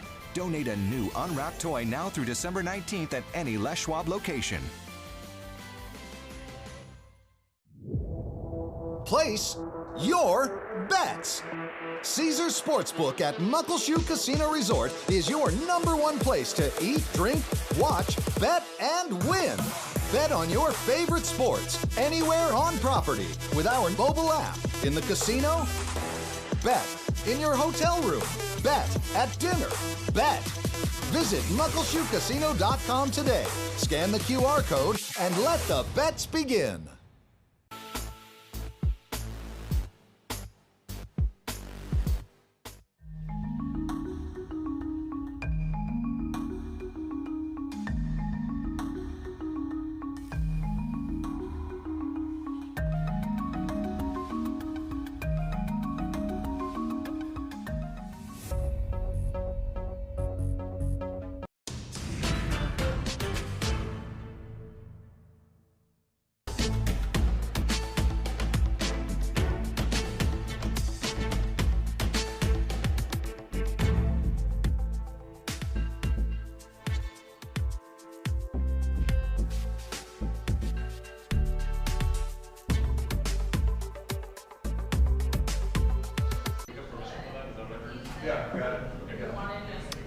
Hi there. Go ahead.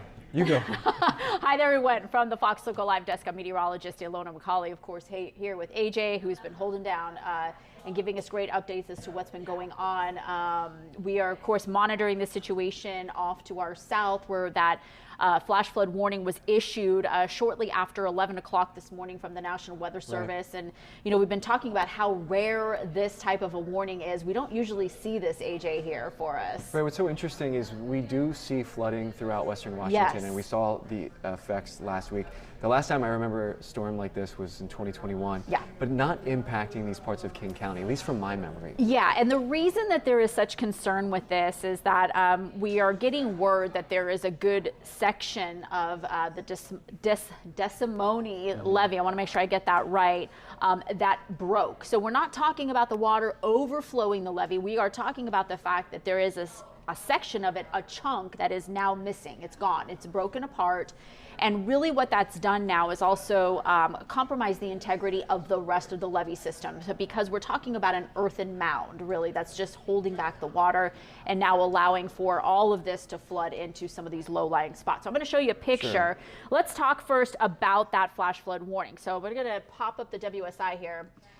So you can see right now, this is what we're talking about. This is the flash flood warning in this area. So this came out, and in fact, it looks like it's been trimmed back ever so slightly just recently to really hone in on the areas that are going to be the most impacted by this. So what we're talking about is a dam break, that levee break in west central King County. We're talking about the Green River levee, as well as in that Tukwila area. So I'm going to zoom in just a bit. Looks like it didn't want to do that for us, but this is the levee that we're talking about. So all of the sections, we are looking for the evacuation orders really to impact the east side of the river. The west side right now, we are monitoring it. We are still trying to get an idea of which way this water might flow in addition to the east side. But right now, this is where the evacuation order is for that Go Now evacuation. We are also going to have in about 5 minutes coming up, hopefully turn over live to a live briefing from a flood update.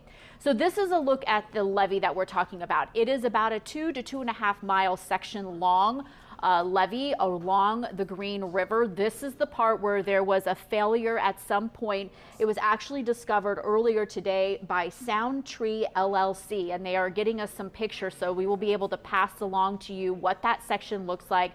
Of course, there are now crews on the scene right now.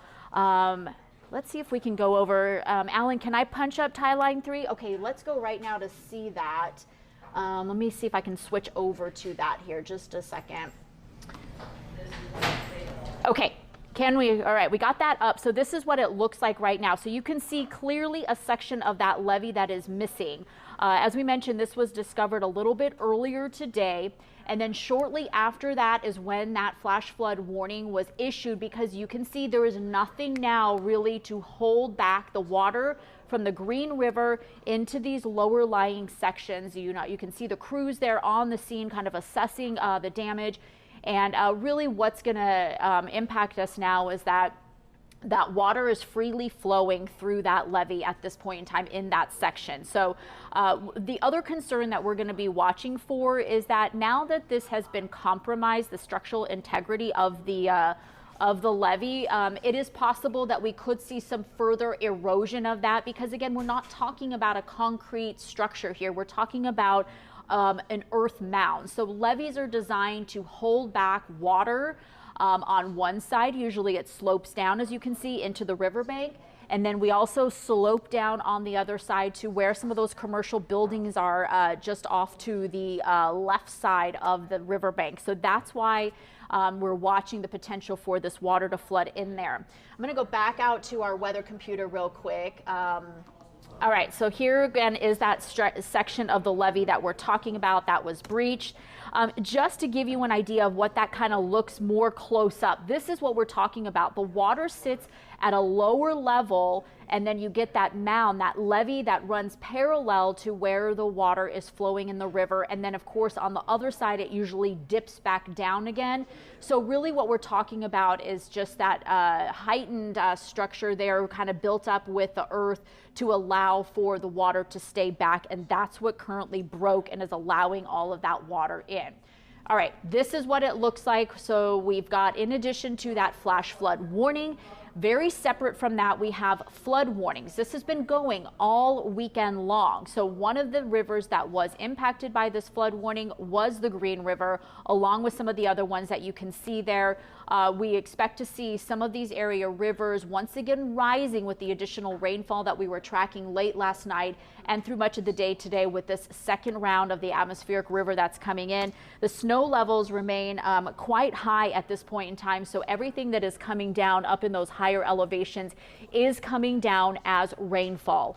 We expect to see that change, though, by the time we get into late Monday and Tuesday. That's when we're going to be looking for the potential for that to change over to snow. And that will be a really huge benefit to us, because we'll start to rebuild the snowpack that we lost during last week's atmospheric river. Plus, it will temporarily stop the amount of the volume of water that has been rushing down the Cascades and into our area rivers, continuing to push those up to major flood levels.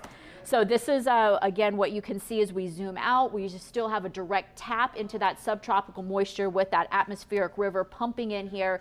It's going to stick around.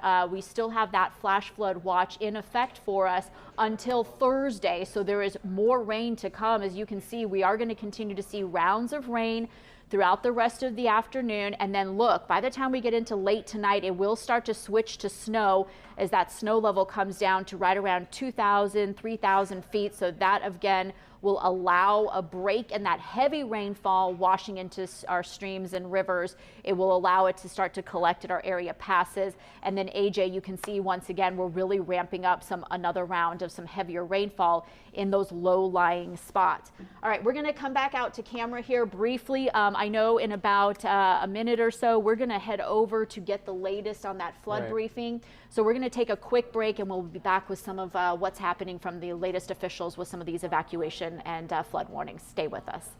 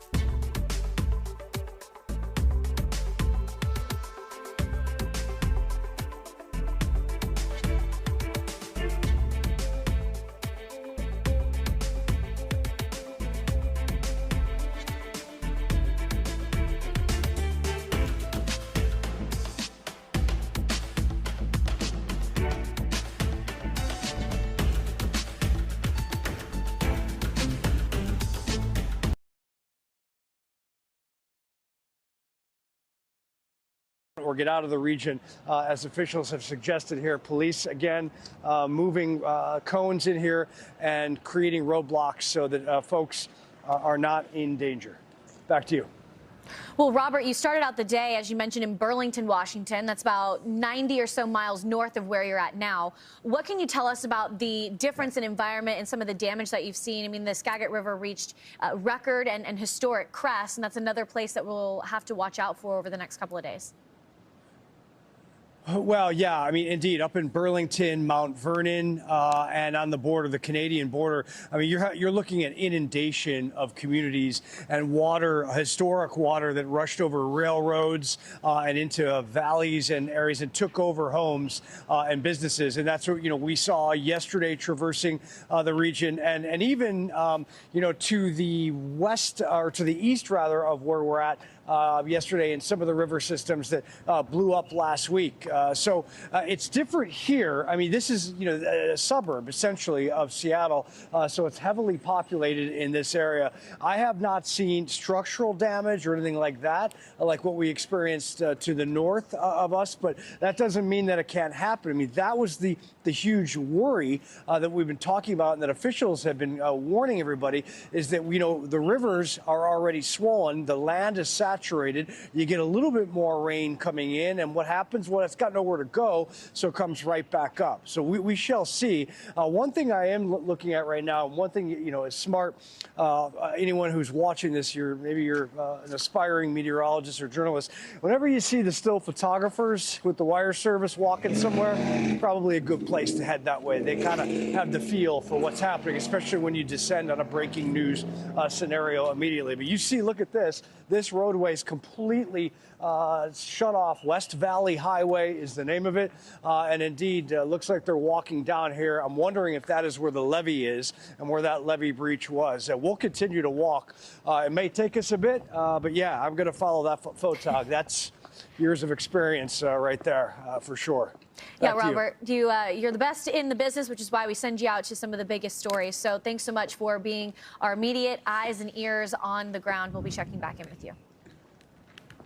Yeah, no problem. Thank you. Marine 11, we've got 4 grabbing 2 right now, and 1 dog. And Robert mentioned it, north over in Burlington, Washington, there's been significant inundation to communities. For King County, their sheriff's department has performed many high water rescues. We just spoke to one deputy at the top of the hour. This is historic flooding caused by a powerful atmospheric river. Nick, you're here with us today and you're tracking out the flash flood warning that's been active for the last 2 or so hours in King County due to this levee breach or failure. We're still waiting on some of the official reports, but that's breaking news. Yeah, it's going to last all the way until 9 o'clock Pacific time, right? And this isn't a quick fix. It's going to take a while for officials to tighten up whatever this is, whether it is a failure or a breach. Just to reorient you with what's happening here on the map, this is the flash flood warning. For King County, it's really west central King County. Seattle is northwest, so we're talking about a suburb that's south and east of Seattle proper. The threat is considerable. You saw the scene out there with Robert Ray, and this is sort of the 30,000-foot view. And this is the area that's under that evacuation notice. So the Green River is somewhere up here, and this is where the levee. Live from Fox 13. This is breaking news. And we are following breaking news this afternoon with a flash flood warning in effect after the Green River levee failed in the Tukwila area. King County Emergency Operations is delivering a live update, so let's listen in. With increased flow and duration on the lower Green, levees can become saturated and weaken. There have been multiple emergency actions to reinforce this area with seepage and reduce flood risks. Flood Patrol has been monitoring the area, and our staff were on site on area work on repairs. However, this does not remove all risk. We've had a coordinated county response. That includes all the county agencies you've heard about, the cities, and our other partners, including the National Weather Service who's here. For this today, we quickly identified the problem and issued an evacuation notice to 1,100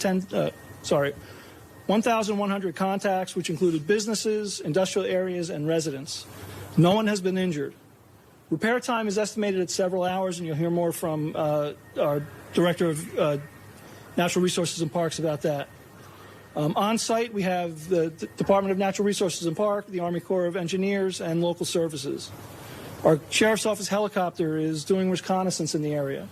And residents should expect and have affected significant drive times in the area due to the evacuation notice. Our Emergency Operations Center, as you heard, has been fully activated for a week now. We're coordinating daily with partners across the county, the cities, our state and federal partners as well. And we have the National Weather Service here embedded with us. We get minute-to-minute weather updates, and we also thank the Red Cross for helping us with sheltering. We're releasing daily messages on flood response and actions and residents can take as they look forward to recovery. And I'll just mention kcemergency.com. That's the best place to get information. And let me turn it over now to the sheriff. Thank you.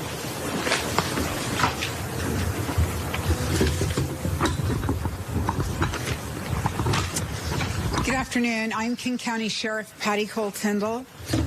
I want to let you know that the Sheriff's Office is currently supporting the flooding event by partnering with our local, state, and federal law enforcement partners and agencies. We are utilizing Guardian 1, that's our helicopter, for observation of the situation and scouting the rest of the river system for vulnerability.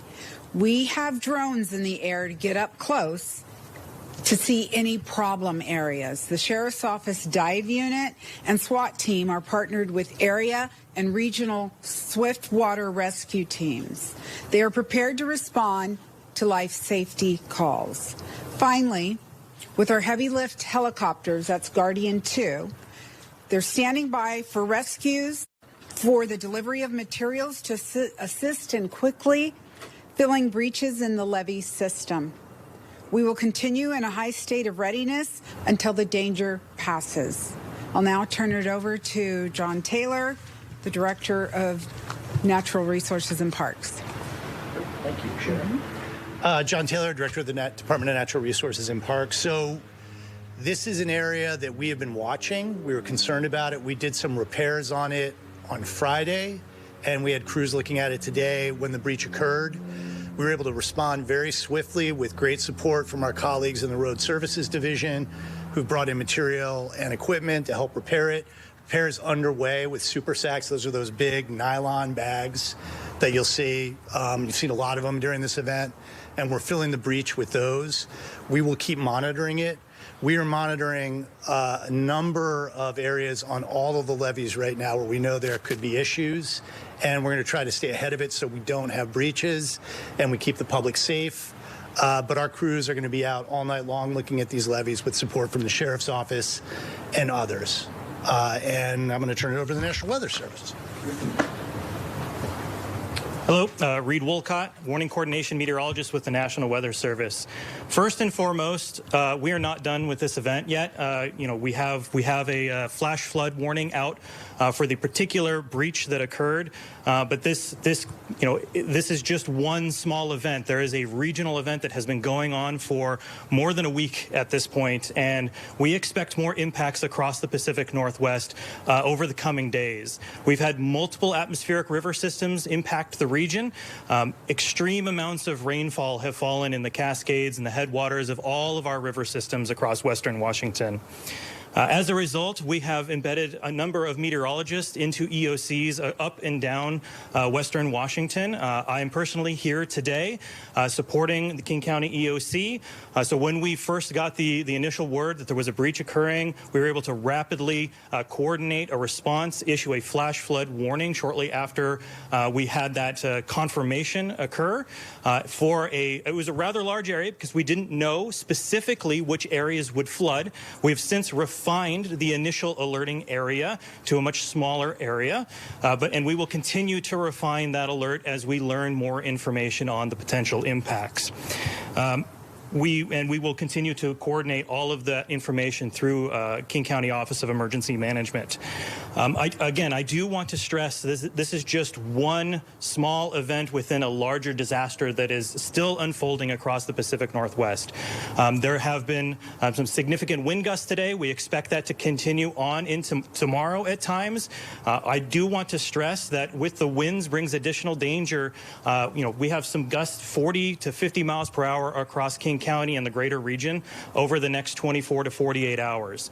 That does not sound like a lot for us here in the Pacific Northwest. We deal with that all the time, but our soils are not normally this saturated. We have a very high risk of trees coming down onto vehicles, onto houses across the region. So this is just, again, I really want to stress, this is one small, relatively small event in the greater disaster that is unfolding across the Pacific Northwest. And the Weather Service will be here and continue to work with our partners to make sure they have the best available information so that they can respond appropriately. Thank you. I just want to add one more point, that the communications coming from our Office of Emergency Management under the director, Brendan McCluskey, have been exceptional. People have approached me asking where they can get the most up-to-date information, and I want to continue lifting up the website that they are continuing to update, kcemergency.com. Please go to kcemergency.com. There you will find information about this breach that we're talking about today. You'll find information about where people can find shelter. You can find information about how volunteers can help and where they can make contributions toward.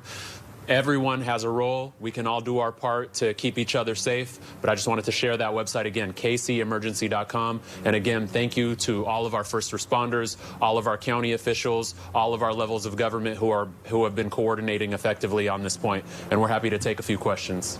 Dr. Taylor, I'm sorry if you already answered this question, but could you give us an estimate on the duration of the fix? I can't give you an exact one, but I would say it's a matter of hours. There's the wind. That's the short-term fix. We will come back after this event and do a more thorough long-term fix. And we'll probably be doing work on a number of facilities throughout the system after this event is over, when the water's lower and we can assess what damage has been.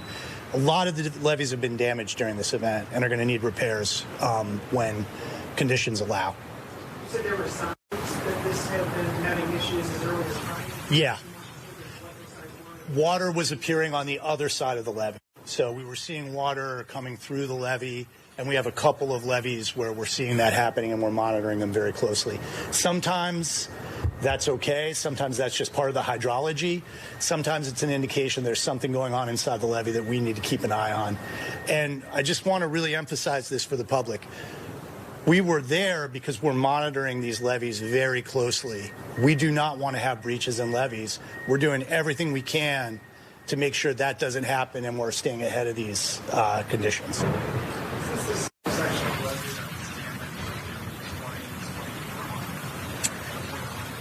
I see the Director of Water and Land Resources nodding vigorously that it was. How do you pronounce that? It's a topic of disagreement, but I say Desimone. Are there resources for vulnerable people in the area who might not have funds? I'm going to defer to my colleague with emergency management. I'd say if they can get to the website, kcemergency.com, that's where they have the best up-to-date information. I think we've also shared information with 211, so people could call 211 to get information as well. Again, we've been working with partners, including the King County Regional Homelessness Authority, to make sure the unhoused population is also taken care of in this situation. Do you have an estimate on how many folks have been evacuated so far? From this area, it was mostly industrial and commercial. I don't think there were any residential areas, but we've had evacuations in other places, and probably upwards of 500 have been evacuated. And is there a place you're specifically I heard over, is it north or south? So to get out of the area that is immediately impacted, yes, we were telling them to go north or south. We did have a spot where Metro Transit has put a bus for people that might have needed some assistance getting out. And we have a shelter open in coordination with the city of Auburn, and that information is also found on kcemergency.com. Was there a seepage blanket installed last week? There was, and we were beefing that seepage blanket up today. That was part of the work that was scheduled for today. That's why the crews were there when the breach started to occur. And the temporary packages is sandbags? Yeah. Is there any concern that the super sacks will hold? I think we're always concerned about what are emergency repairs. That's why we'll be monitoring it. But, you know, I am not an engineer and I don't pretend to be one. We have really good engineers who are looking at this, and they're the ones that came up with the fix. So it'll hold for now. We're just going to need to be monitoring it along with a number of other sites. You said many levees have failed. Do you know how many? No levees. This is the first breach of a levee we've had. We have areas that we're watching closely because we're seeing water coming through. I think the thing that we want folks to understand is it's not typical to have these levees have this much water behind them for this long. And so they're getting saturated and they're starting to show the effects of that, which is why we're paying close attention to them. How many buildings took on water, if any? I don't know the answer to that question. Do you know the answer to that question? I don't know that we have an answer to that question. The map of the area that we sent the alerts to is on kcemergency.com, so you can see. But whether or not those buildings are taking on water, I don't know. The folks are in the evacuation area, That'll be a question that we'll need to answer in the future. Right now, the situation is still dynamic. There is still water coming out, even though they're trying to make the fix. And once that happens and we can safely let people go back in, we'll let them know. Are National Guard troops helping with that area? So we do have some National Guard assets here helping with the Sheriff's Office, and we also have some National Guard people here helping with spotting on the levees. Emergency construction work needs a failure on No. I mean, I would just say that categorically. I'm not an engineer, but we knew that the conditions were such that the levee was being impacted, which is why we were doing the repairs. If anything, they forestalled this happening for a couple of days. We're hearing the word breach and fail. Can you describe just what it looks like visually? It looks like a V in the levee. You know, it started at the bottom and kind of caved in, and it looks like a stream running through the levee. It isn't pouring through. It's not a huge amount of water. And I'm sure that if you all would like, we can make photos available to you. There's a lot of photo documentation and video documentation of it taken from drones. So we can make those available to you. I was relieved when I saw it because I thought it was going to be more dramatic than it was. So it's good that it wasn't as dramatic as it could have been. One last question from the house. All right. Thank you very much. Thank you, everyone. Thank you. Thank you so much. All right, so there you're hearing the very latest on it. They were working on this area and had it shored up as recently as last Friday. This is an area they were concerned about. So it's very, very beneficial that they happened to be there at that time when the levee broke. It's not a huge area, but at that time they just didn't know how widespread this might be with all the rainfall we've had. So they had to err on the side of caution, but it sounds like things have stabilized at this point. Yeah, I mean, Aaron Mayovsky and I were here bringing you that breaking news, you know, a little over an hour ago, and it was dramatic at that time. Again, we're going by what the National Weather Service is saying and what city officials were saying, and at that time they were calling it a very dangerous situation.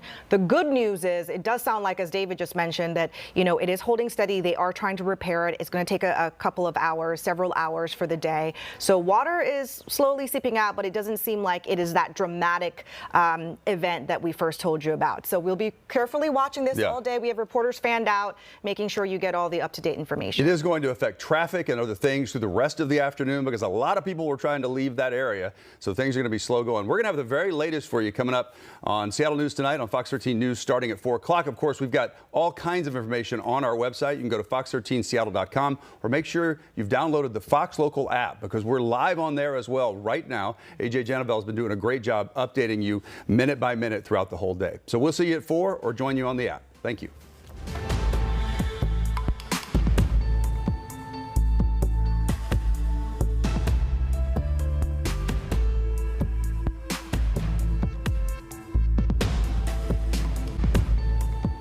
TMC's got every freaking thing. Big celebs, big stories, big events. Phoebe Rexa was looking hot on vacation. Look at the water, too. Did you just say look at the water? I mean, I'll be honest, that is what I was looking at.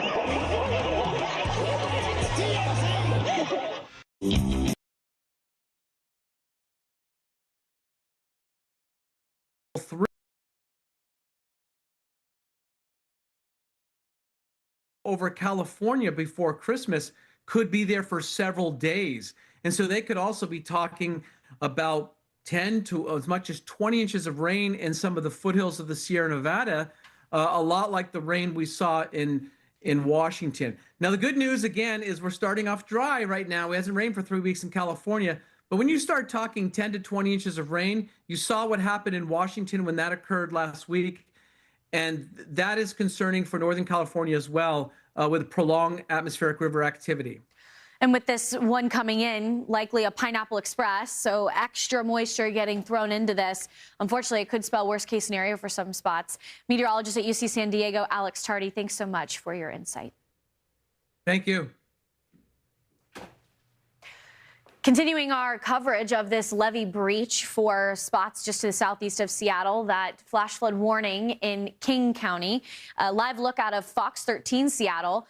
And that's the gap in the breach right there that we're right in front of. There's water flowing to the left with the river on the right. The crews, they've been flying a drone to investigate. Entire communities are underwater across Washington state. This is after the historic river flooding caused by last week's powerful atmospheric river took place. So clearly, as Robert was saying, Nick, this is a fluid situation. It just happened a couple hours ago. So then you have the influx of emergency crews trying to get their bearings and figure out, okay, what happens next. But unfortunately, they've got the weather to contend with, not only additional threats for flash flooding, but the threat for power outages and wind damage. Yeah, absolutely. Everything's on the table, unfortunately, as these batches of moisture just continue to come in and provide bigger and more problems. And so that levee failure is something that's going to be exacerbated by the influx of moisture. Right now, you can see not any rain falling in the immediate region, but as we go through tonight and into tomorrow, more rounds of rain move in, especially into tomorrow night. And so just to reorient where we're looking at, that's the Green River, and that's where we're seeing that levee failure, that breach that we were just seeing a live picture from. We have that evacuation notice for folks to get north or south of where that water is running from. And of course, we've got the Interstate 5 and 405 in the vicinity. So obviously, those are big major thoroughfares, and those spots are where folks need to be real vigilant. If there is any standing water, certainly don't drive through it, right? And so this is the scene for today in terms of the potential for flooding. In the overall picture, it's a 2 out of 5 level threat from northern Oregon right through the Puget Sound and through Seattle. Everything backs off a touch as we get into Tuesday, Wednesday, and then we have the potential for more higher chances of flooding. That 2 out of 5 come back for Thursday. Here's the Fox weather model. You'll notice as we get into tomorrow morning, still some rain on the board. The higher, bigger rainfall totals start to show up for the second half of the day. You see this, and then we've got our cold front right behind it. That comes on through, and that's going to really drag in some colder air. So right along the highest mountain peaks, that's where we'll start to see the snow level drop, and that's where the blizzard-like conditions, unfortunately, do start to show up. 3 to 8 inches of rain, and that includes places like Eureka, Medford, Eugene, Portland, and unfortunately Seattle, where we were just looking at that levee failure, and obviously it's the Skagit River and everything to the north of Seattle that saw that record-breaking flooding all of last week. We'll see more rain on top of an already saturated soil. And then, of course, you gain elevation, and it's the passes that we have to watch out for. We're talking about possibly feet of snow, and with the wind blowing around and everything happening, we could be dealing with blizzard conditions in the passes, flooding as you get further to the south, that atmospheric river setting up and just not letting up. And that's the big difference from last week to this week is the snow levels. They're dropping, and so now we're talking about mountain passes having blizzard conditions, winter storm warnings already posted. So this is coming at us from all angles along the west coast, and eventually it'll make its way to the east coast with strong winds. Today, we've got the onset of an atmospheric river that's bringing heavy rain for portions of the I-5 corridor. We mentioned that levee failure prompting evacuation orders. That's all near the Green River in southeastern King County. We've got that flood warning due to the levee failure. That'll be in effect until 9 p.m. For the next couple of days, those rivers could still rise, reaching back into major flood stage. We'll be monitoring the evolution of that and the heavy snowfall when Fox Weather Now comes back.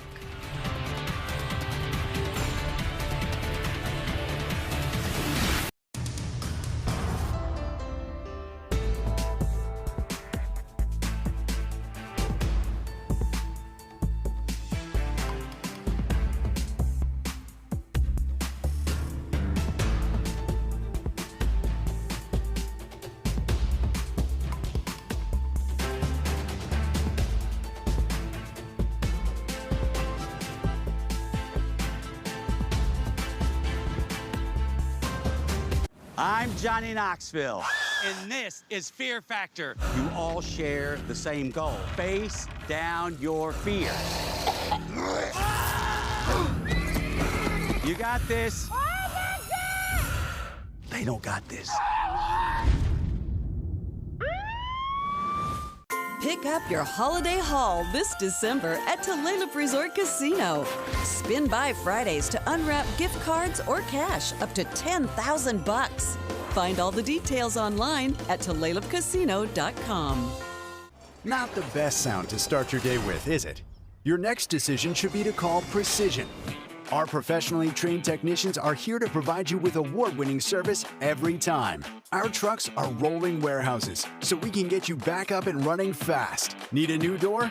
We do that too. And right now, get a new garage door, Wi-Fi opener, and remote combo installed for as low as $34 per month and up to $500 in cashback savings. Call or book online today.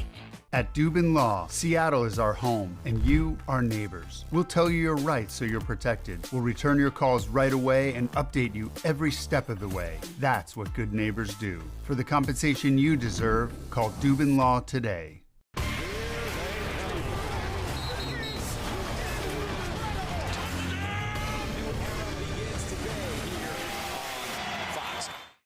I used to think all money managers were the same, but Fisher Investments is different. How different are they really?